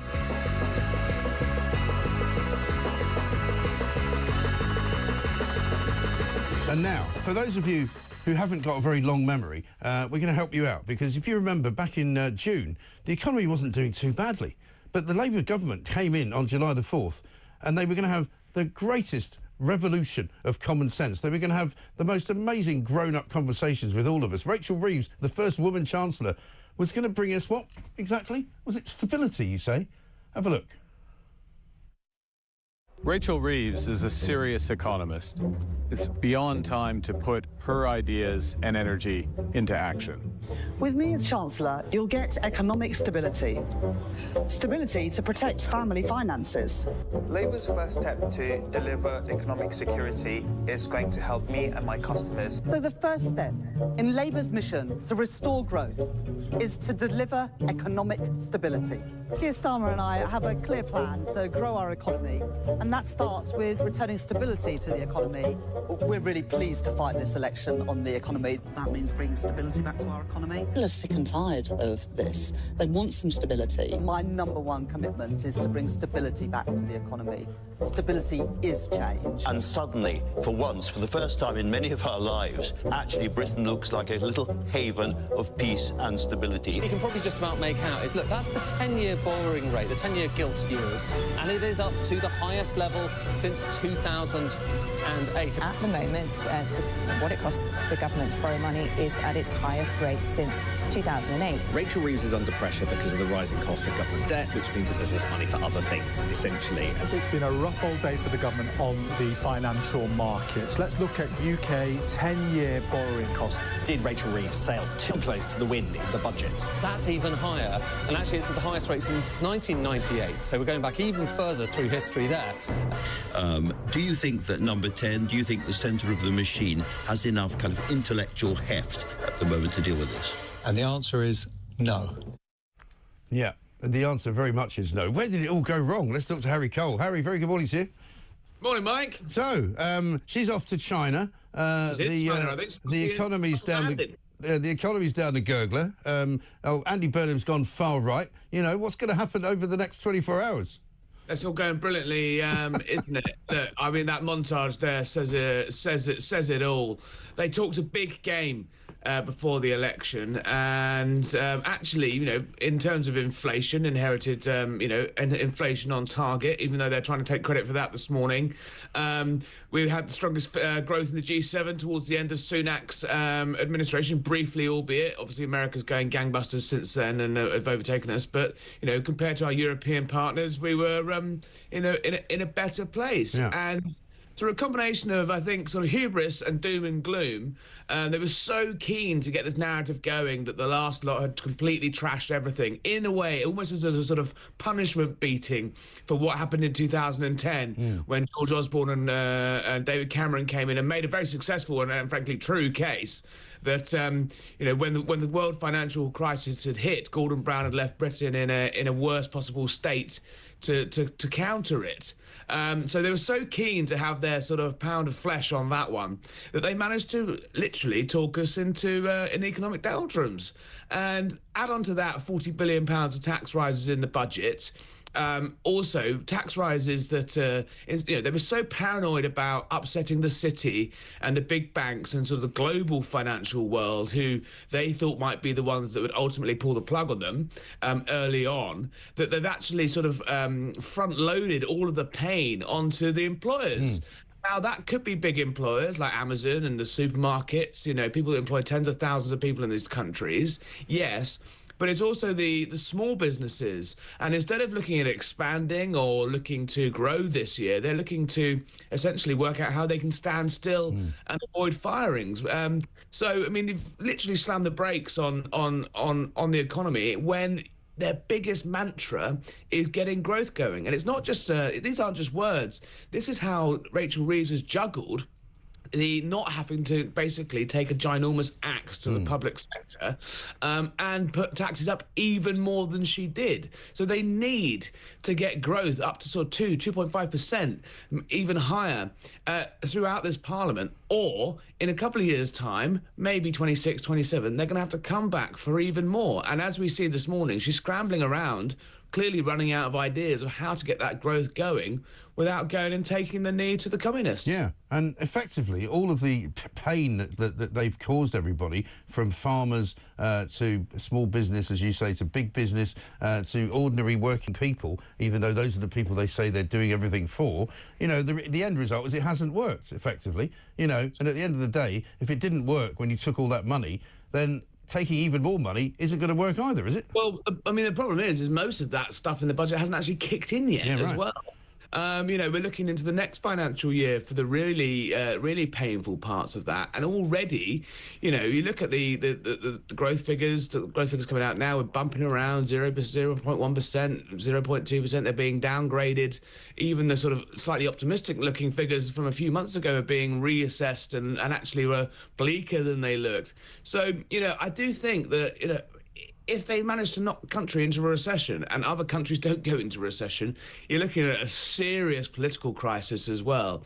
And at the moment, there's no, you know, they stress that you can't get a cigarette paper between Rachel Reeves and Keir Starmer. But, you know, when with the bond markets reacting like they are, the currency markets reacting like they are, Number 10 will start to look at whether they've perhaps given the Chancellor too much, you know, too much rope, so to speak. You know, the best economic partnerships are between the sort of Treasury and Number 10 are the ones that are where they are incredibly close. But, you know, George Osborne and David Cameron were almost as one, ran Number 10 and Number 11 almost as a sort of political project together.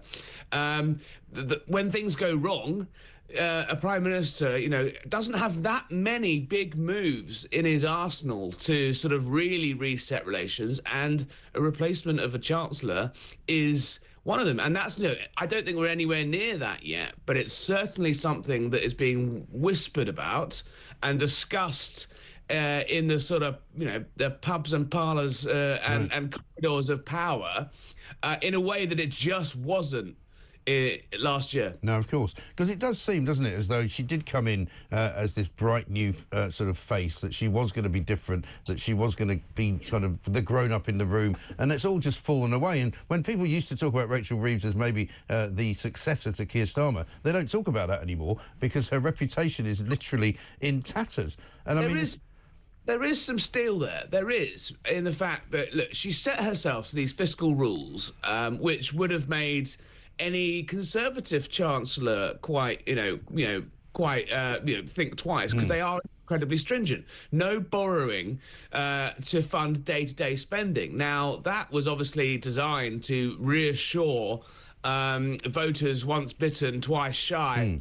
About letting Labour back on the back at the levers of the economy. So she obviously wanted to put a very clear message out that she was going to be rigid in her fiscal conservatism in order to sort of soothe the fears of voters. But she has put herself in a bit of a straitjacket. Now, she's saying these fiscal rules are staying. She sent out Darren Jones, her deputy, yesterday to the House of Commons to say, look, nothing is going to change these fiscal rules. So add to those the fact she's boxed herself in on, well, she gave herself a bit of wriggle room on national insurance by putting it on employers rather than employees, but she can't raise income tax, she can't raise VAT, and she can't raise national insurance. Those are the three biggest bazookas a chancellor has to raise money. So she can't do that either. She's not getting the additional revenue through growth because the growth isn't coming yet, and if it does come, it's not forecast to come into the back end of this parliament, and even then when it comes, it's not going to be dramatic. So all she's left with is the axe. And now Keir Starmer and Labour and the cabinet have spent months and years saying, oh, austerity, austerity, austerity. Any sort of suggestion that our darling state might just have a little bit of fat that could be trimmed on it. So she's got to have a look at that now. So Whitehall departments already clucking, already run by, cabinet ministers who aren't business people. They are, they're lawyers and union officials and party lifers who, in their entire mantra have been raised on the last 15 years of politics of saying cutting is bad, austerity is bad. They're in hock to trade unions whose entire mantra is spend more, spend more, spend more. So there's a really big political sort of moment coming where Reeves is going to, because she's completely out of options on anything else, is going to have to take on the cabinet and say, right, guys, get your axes out, because the only way we're going to get through this is trimming the state. And you can just imagine the howls from the BBC, from the trade unions, all in hock, all dancing together into a ginormous row all the way through this year, starting with public sector pay, going on to reducing government budgets. We've got various big defence reviews. We've got big promises on defence spending that have been made by the government that they're just somehow got to meet. So the axe has got to come somewhere, and it's going to be brutal to watch. It is going to be brutal to watch, and luckily, just as if you needed any more good news, never mind, the ballots is back, and so we're going to see now you talking to Mike Tapp, Labour MP from Dover and Deal. He's on this week's edition talking about Rachel Reeves going to China. Do you agree with that? Should she be staying here and sorting the markets out? Look, we will, of course, be negotiating and speaking with international partners and international governments to ensure that we're getting the best deals for the people here. Yeah, but last time a chancellor left the country, when borrowing was at this level, was Kwasi Kwarteng in October 2022, and he flew home and got fired. Should the chancellor be leaving the country this week when there's turmoil in the market? I'm convinced that the chancellor will travel if it's going to benefit the people in this country. That's what this is about. It's about delivering for the people. The problem, I suppose, for Rachel Reeves as well, Harry, is that the markets may determine her fate, mightn't they? Because if the markets suddenly take a turn for the worst, more than they have already, suddenly everything gets accelerated. Yeah, I mean, I'm slightly of the view that we should, let voters and members of the public decide the government rather than some traders who might not necessarily have the bond traders that might not necessarily have the democratic interests of the United Kingdom at heart. But call me an old lefty if you for an that old one. Romantic of you. Yes, but look, we're not yet at crisis levels. Yes, debt is an eye-watering amount, eye-wateringly high levels to borrow back at levels of October 2022. But they are going. Debt is more expensive across Europe to be borrowing to borrow at the moment. I do think there's a bit of pre-Trump jitters at the moment. Yes. It's just not the best optics for the Chancellor to be getting on a plane. Don't forget Dennis Healey. Well, I wasn't there, Mike. You might be, but in 1976 was, he was on his way to Heathrow Airport to get on Concorde, I think, when he had to make the phone call to the IMF. So Chancellor's leaving the country. There's never really a good time. I do think it's particularly toxic, though, that she's going to China, having spent. The governments of various different hues have had various different ways of dealing with China. The reality is we are so up to our necks in investment, in exports and imports from China, that actually any politician is going to have some sort of relationship, despite all the horrific human rights abuses going on, despite the fact they still haven't told us the truth about what really happened with the origins of COVID, despite the pretty good, compelling case that they probably owe us about £400 billion in reparations for their lives at the beginning of that outbreak that led to a global pandemic. We can get into all of that. The people they lock up in camps, the appalling treatment of political prisoners and people in Hong Kong, the sort of spying on the streets of Britain, all of that, I'm sure, probably high on her agenda as she goes with the Golden Bed Absolutely back to Beijing. But look, different British administrations will have different relationships. It's pretty clear that that Reeves is taking a sort of purist Treasury view of turn a blind eye and take the cash. Yeah, but the trouble is, of course, the problems mount up for Keir Starmer. Have a listen to this. This is a voice note we got from James, a listener and a viewer to this show. This is his summary of how the government's going. Morning, Mike. It's James from Blackburn. Well, what a great first week back you've had. You've had the Prime Minister offend half the country again by saying we're all far right.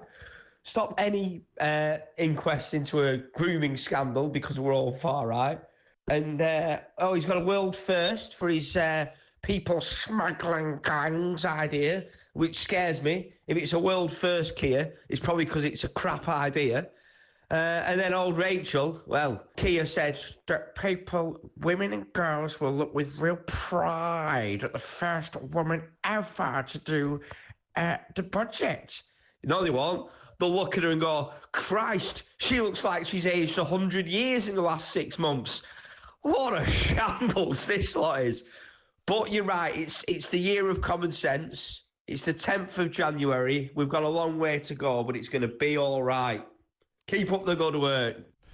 There you go. A note of optimism at the end, Harry. But I mean, that's my column for Monday sorted. I think I'll have that. Absolutely right. But apparently, according to your never mind the ballots, Sir Keir is now obsessed and worried about Nigel Farage. He's obviously worried about Elon Musk. They've launched some kind of anti-extremist investigation into whether he's harming Britain with his tweets.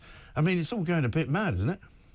Yeah. Look, I wrote about this earlier in the week. There's a feeling around Keir Starmer and Keir Starmer himself is that, look, he gets the fact that he is unpopular.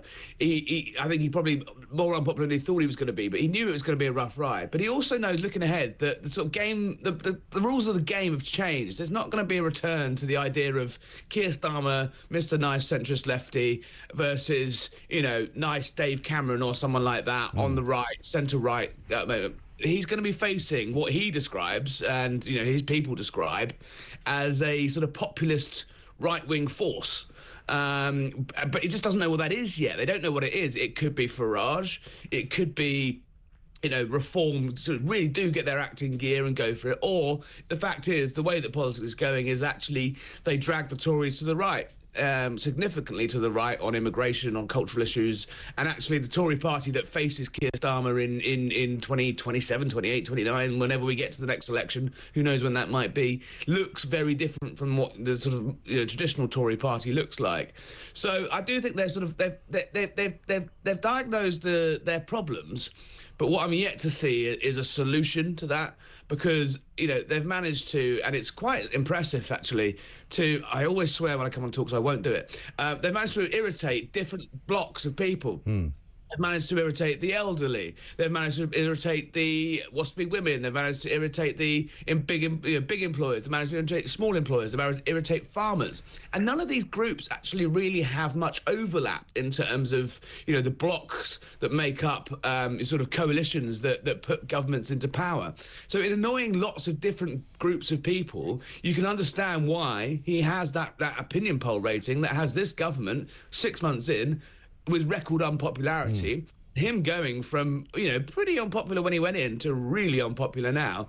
And only Liz Truss, who didn't last as long, seems to have crashed as quickly as Keir Starmer. Now, look, the first 6 months of any government is really important because that's when, most people out there, they go to work and they live their lives. They don't follow the minutiae of politics as obsessively as me and you do, Mike. But they do have a sort of, they've got eyes and they've got ears and they can see, well, this guy knows what he's doing, or these guys know what they're doing, or they don't. And I do worry whether the sort of first 3 months and 6 months of this government have, people have gone, right, okay, we didn't like the last lot, we got rid of them, fine, but these guys, it looks just like more of the same. And, you can bump along for a couple of years trying to fix things, but without people feeling better off and having more money in their pockets, which was the underlying promise of this Labour government, I think they might be up the creek. Yeah, I think that's exactly where they're going, if they're not get there yet. Harry Cole, great to talk to you. Thank you very much indeed. Harry Cole, political editor at The Sun.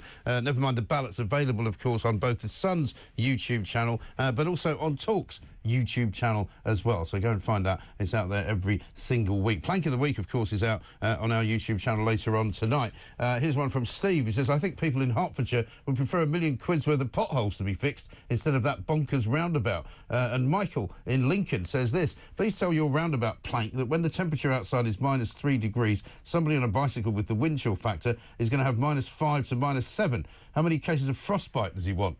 Yeah, well, that's a very good point. Who wants to go on a bike in this weather? It's absolutely frozen.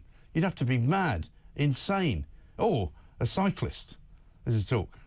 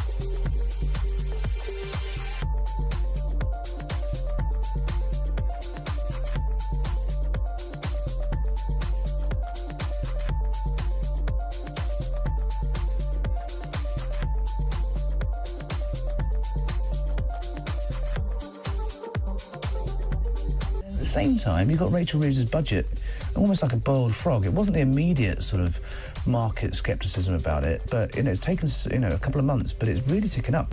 Borrowing costs are going up. She's due in China this week, so Chris Philp on the show today has come out and said, she shouldn't be leaving the country. Last time a Chancellor left the country when borrowing rates were this high, it was Kwasi Kwarteng, and he flew home and he was in the car from Heathrow Airport back to Westminster when he read on Twitter that he'd been fired.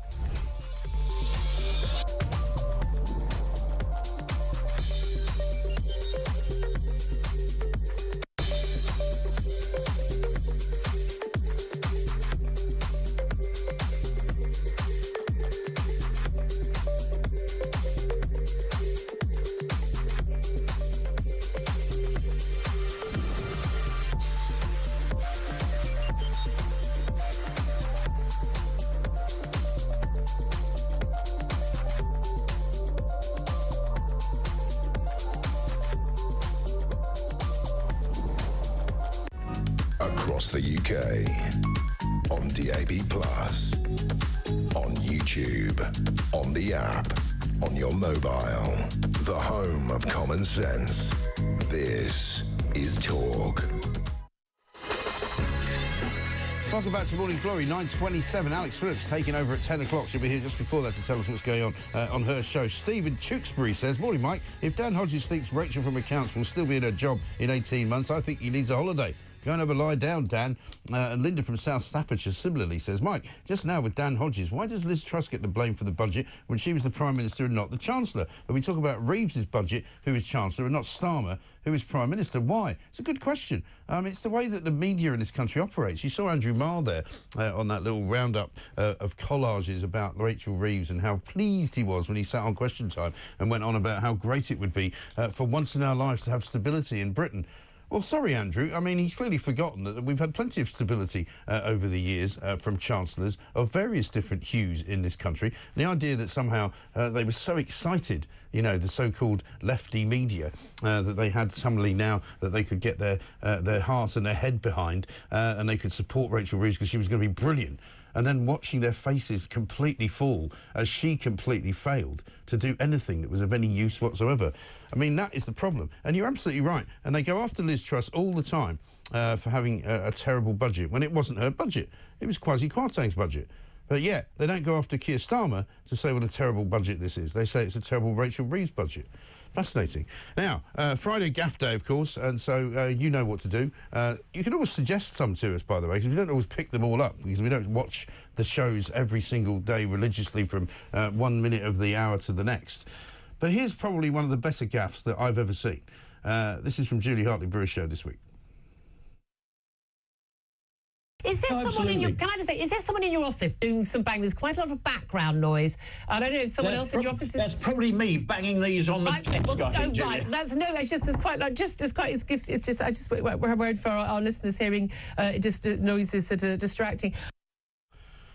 Craig McKinley's face there, I have to say. I don't think he's quite sure what's going on. Let's talk to Catherine Porter, who's an independent energy analyst, because a couple of stories have come across our desk this week, not only about the energy problems in this country and the reliance that we still have to have on gas and fossil fuels because of the way that renewables don't work terribly well. There's been all sorts of risks of blackouts. At the moment, I think we're looking at something like more than 50% of our energy right now at this very moment on the grid coming from gas. Let's find out from Catherine how close we came to actual blackouts. Catherine, very good morning to you.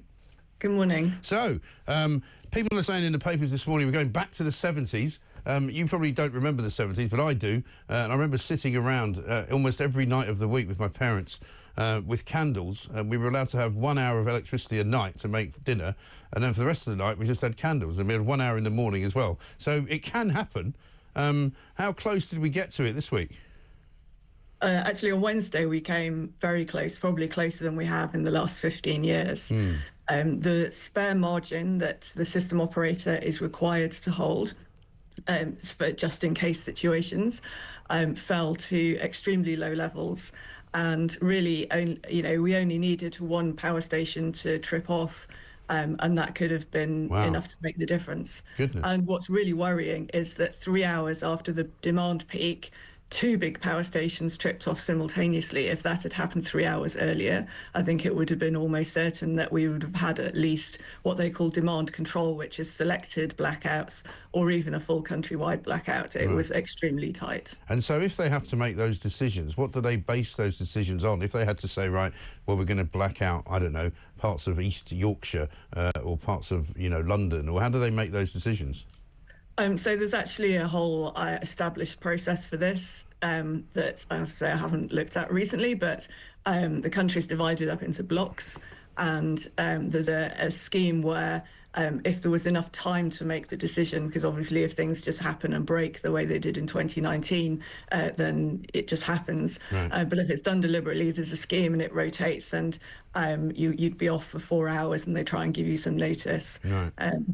So it's all set out. There's not somebody sitting in the control room going, I think we'll switch off Birmingham. Right. It's actually all sort of pre-planned. There is a plan, yeah. But it is pretty terrifying, isn't it, that we came as close as we did?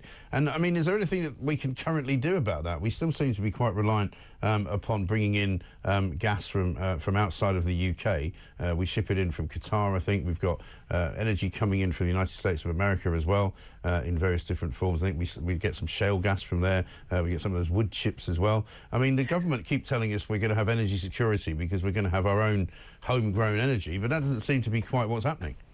Well, and it's also a lie, unfortunately, because the strategy is to rely on renewables based in the UK, but also to rely on electricity imports from the continent. So there's no strategy to actually be energy independent. The net zero transition strategy is to have this combination of renewables, storage, and imports of electricity. If we wanted to be more resilient, we should increase our production of oil and gas in the North Sea. Right. And actually, what happened on Wednesday, although we were using a lot of gas, it didn't have anything to do with gas security. We had plenty of gas. There was no concern about the access to gas itself. The concern was over access to power stations. And this is the big concern as well, that the plan for Clean Power 2030 is to put the entire existing gas generation fleet into reserve. So it will only run for a small number of hours and generate only 5% of the average annual electricity need. Now, gas power stations don't like operating on that basis. Businesses would have to make investments to be able to run their power stations like that. And a lot of the fleet was built in the late 90s and early 2000s. So they're coming to the end of life. They normally operate for about 25 to 30 years. Right. I think it's extremely unlikely that these businesses are going to be willing to make the investments in end-of-life assets to keep them available for that sort of usage. Yeah. So actually what we need to do to keep the lights on to 2030 is build more gas power stations. Yeah. There's almost nothing else that we can do at this point to ensure security of supply. Yeah, instead we've got Ed Miliband rolling around telling us all that he wants to rip out the gas boiler in the house and put a heat pump in for which you'll have to pay several £1,000s. And Donald Trump has got involved as well. He's come out and said, you know, that Britain's wrong to halt all the oil and gas exploration in the North Sea. Yeah, and he's correct in that. What he's saying is a pretty orthodox view, which is that cheap energy leads to economic growth. And he just disagrees with a lot of European policymakers and the Biden administration on this narrative that renewables are cheap. Renewables are not cheap. They give you a lower wholesale price of electricity, that's true, but consumers don't just pay the wholesale price of electricity. They pay that plus a lot of other costs. And the more renewables you have, the more those other costs go up. So if you look at end user bills, household bills, in the period from 2000 up to 2019, so before the Ukraine war and COVID and the gas crisis, you will see that wholesale prices just went sideways. They didn't go up. But domestic bills went up a lot. And that was completely because of the energy transition. It was because we're paying billions of pounds a year in subsidies. You need a lot more grid connection if you're going to have renewables because they have low energy density. You have to pay backup generation to be available when the renewables aren't available, like we had on Wednesday. And managing the real-time supply and demand balance, because renewables are very variable. You know, every gust of wind and cloud makes a difference, and the grid is quite sensitive to those changes. So we're paying billions of pounds more a year in what we call balancing costs. All of that is because of this transition plan to net zero. A more sensible strategy would be to rely on nuclear. It would avoid a lot of those extra costs. Absolutely. Catherine, what a sensible person you are. Most sensible person I've spoken to all day, I think. Independent energy analyst. We must talk to you more. Thank you very much indeed. Who knew Labour's energy policy is a lie, according to Catherine? Well, just another one to chalk up to experience, eh? But listen, Joe Biden knows a thing or two about helping people out. He's got a phone number that you can call if you want to find out what's going on in the United States of America. Check this out. If anybody's lost everything or anything of consequence, disaster-assistance.gov or 1-800-2, I beg your pardon, 1-800-621-3362. Sorry, take that down again. 1-800-2, excuse me, 6-1.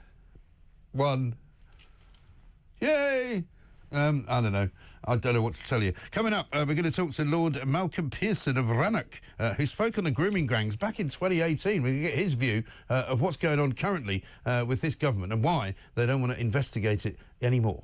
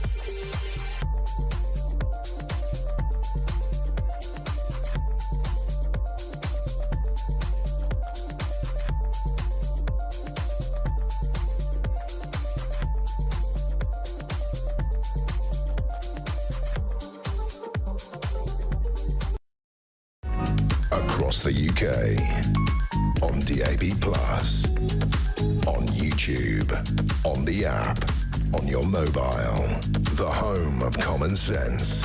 This is Talk. Welcome back to Morning Glory. 9:40 is the time. The show's nearly over. I mean, it's Friday. We've gone through an incredible week of news, I have to say. Kicking off, of course, with Keir Starmer declaring everybody in the nation to be far right if they thought at all that grooming gangs was a subject that needed to be investigated and possibly have an inquiry set up to look into it, because it was so disgraceful what happened, so disgusting what happened, and it had to take Elon Musk to get everybody worked up about it. Elon Musk, of course, is still making a nuisance of himself as far as Keir Starmer is concerned. In fact, Starmer's now ordered an inquiry into Elon Musk, which is bizarre, since he won't order one into grooming gangs. But let's talk to Lord Malcolm Pearson of Rannoch. And this is a man who made an awful lot of noise about grooming gangs many, many years ago. Back in 2018, this is what he had to say. If we accept the views of our lead police officer for child protection, of Rotherham's MP, and of the recent Jay and Quilliam reports, we seem to be looking at millions of rapes of white and Sikh girls by Muslim men, only 222 of whom have been convicted since 2005. So, my lords, will the government ask our Muslim leaders whether the perpetrators can claim that their behaviour is sanctioned in the Quran and to issue a fatwa against it? And second, my lords, will the government encourage a national debate about the various interpretations of Islam? Can we talk about Islam without being accused of hate crime? A very, very good question, and of course a question which has been answered by a piece of the Times yesterday, in which it was revealed that there was a Labour policy document signed off by Wes Streeting around about 2019, in which it said the use of the term grooming gangs should be considered racist and it shouldn't be used. Lord Pearson, very good morning to you. Welcome. Good morning. Thank you very much for joining us. You've been involved in this story, obviously, for many years. That speech you made, literally, 7 years ago now, warned of a great many things. None of what you said there was factually incorrect. You asked a lot of good questions.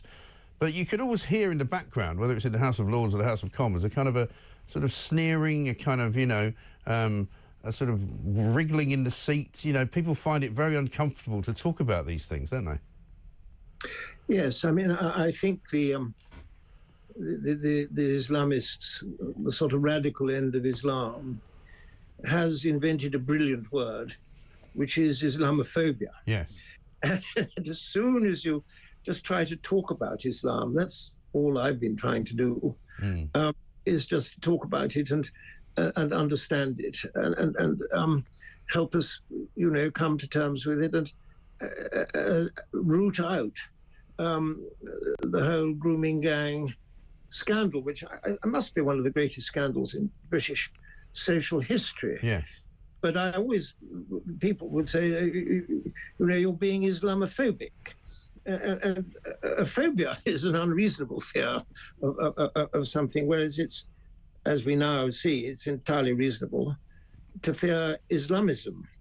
And I do want to separate Islamism, radical Islam, from, you know, our peaceful Muslim friends. Sure. And the people of religion. They are very different. And yes. We've got to attack the one and support the other. But this is the point that people have made to me this week many times, that why is the Labour Party so frightened of offending the Muslim population? Because surely the mainstream Muslim population would be just as much in favour of prosecuting these rape gangs than everybody else. And if that's not the case, then we need to know why. But if it is the case, then surely the Labour government are being disingenuous by kind of making out that all Muslims think that grooming gangs are okay. Yes, no, I agree. I mean, I don't. Of course, members of the Commons Parliament do have to worry about their vote. Yeah. And I don't know whether what you're talking about comes out of a fear of offending the Muslim voters. Well, yes, but again, surely the Muslim vote, if it's a block vote for Labour, is also not in favour of grooming gangs. Surely not. Well, you'd have thought so. You'd hope so. The real trouble is you can't talk about it. And you know, I think I've sent you my remember, why can't we talk about Islam? Yes, I have it. That's what we've got to start doing. Yeah. We've got to start... we've got to start talking, being allowed to talk about Islam without being accused of Islamophobic. Yeah. And then we can separate these awful grooming gang people from the rest of them. Yeah. I mean, it is not... What's often said is... I don't know if I mentioned this, but it's often said Pakistani men is what people who are accused. Yes.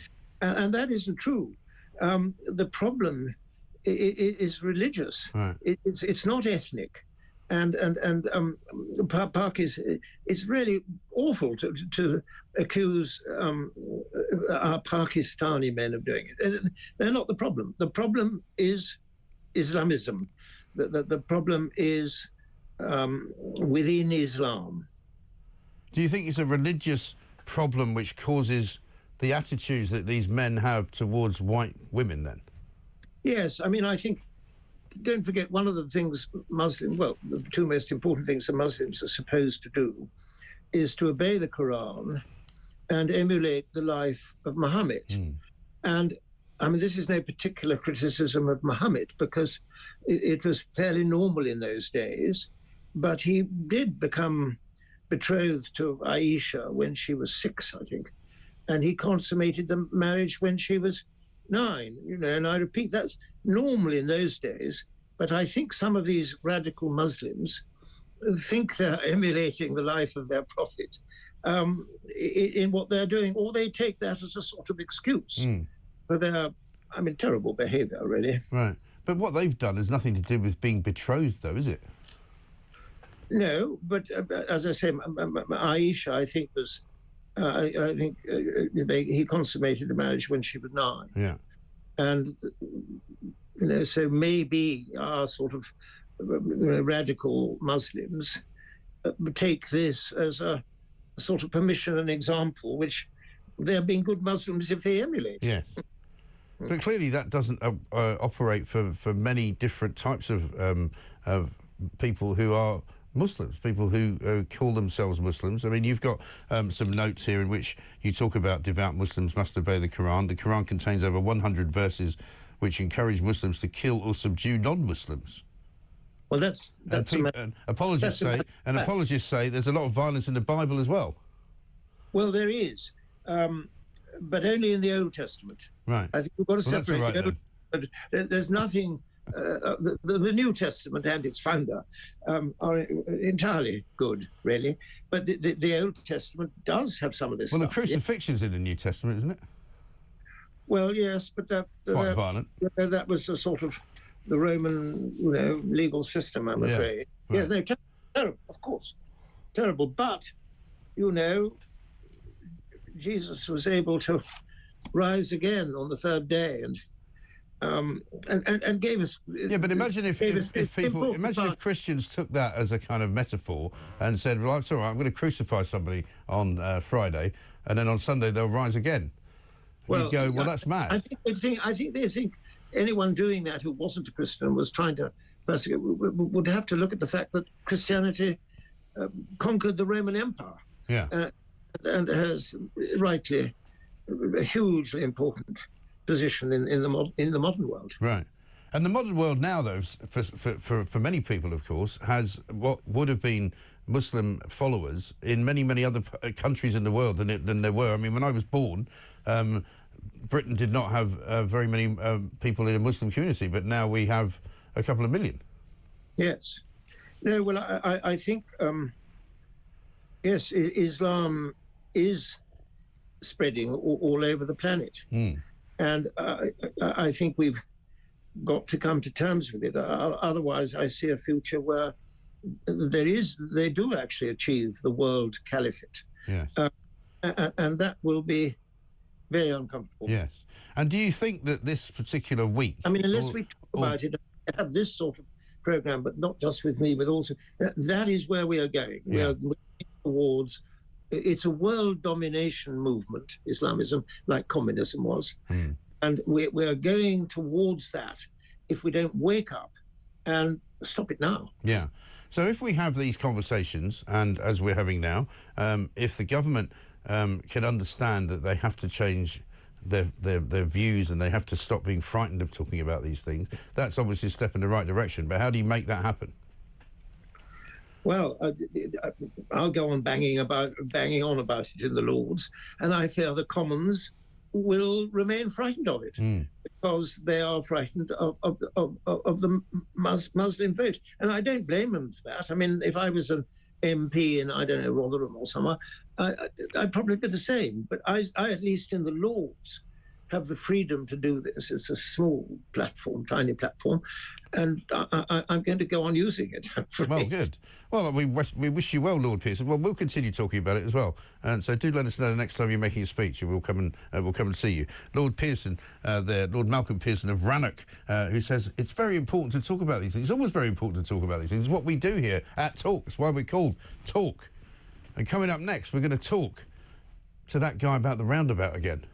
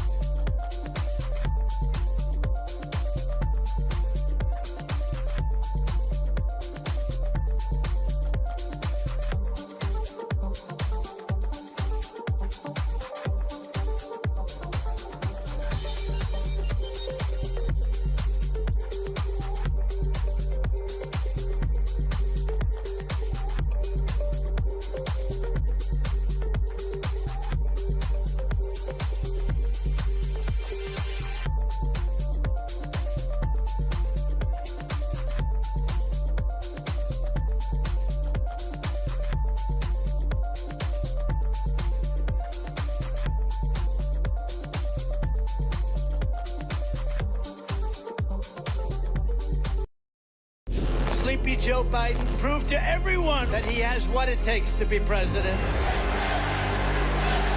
So now we have a new victim to defeat, Kamala Harris, L-Y-I-N apostrophe. Take a look at what happened.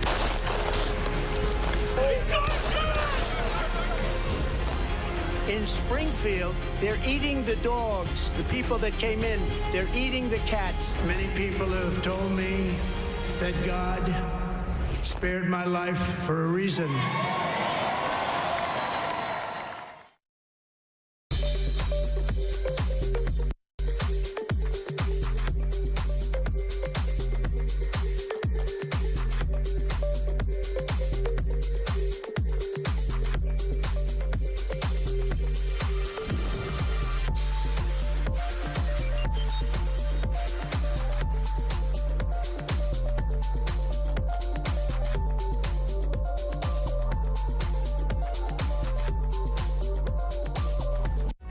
Across the UK, on DAB+, on YouTube, on the app, on your mobile, the home of common sense.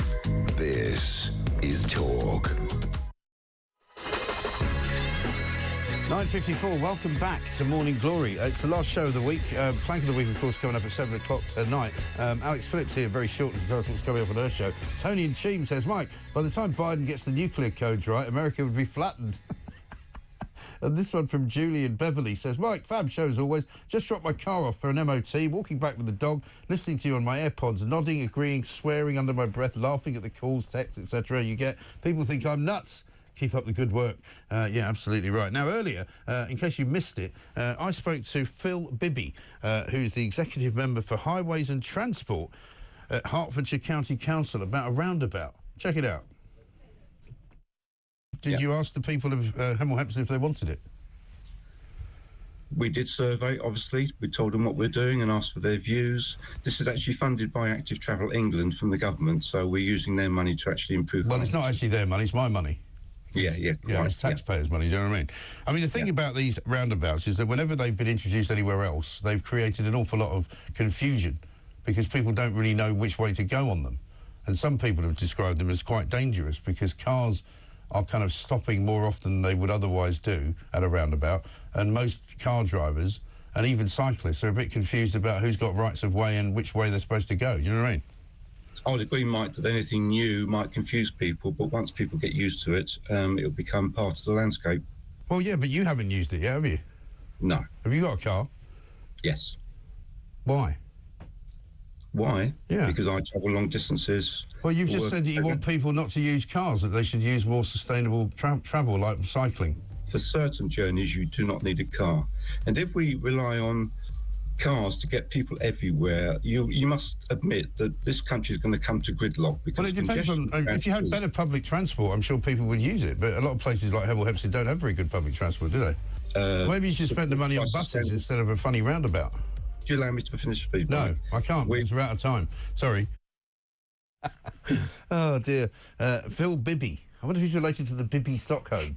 It's the only time I've ever heard that name. Alex Phillips is here. Very good morning. Hello. Have you been to Hemel Hempstead? I have not, but I remember that sort of the multi-roundabout. They've got a magic roundabout. The one in Swindon, yeah. That's mad, isn't it? It's mental. It's only three there. You have palpitations when you go up to it because you're like, I don't know what I'm about to deal with here. And almost everybody stops at the wrong point on that roundabout. I reckon the guy in sort of planning just got bored and whipped out a spirograph and was doodling. Well, now there you go. This one, and they've got sort of a circle of green, which is apparently a cycle lane, I think, and then there's a grey circle around that, and then there's two pink and white sort of crossings which people can stop at. There's all sorts of points where cars are supposed to stop. You can't work out what you're supposed to do.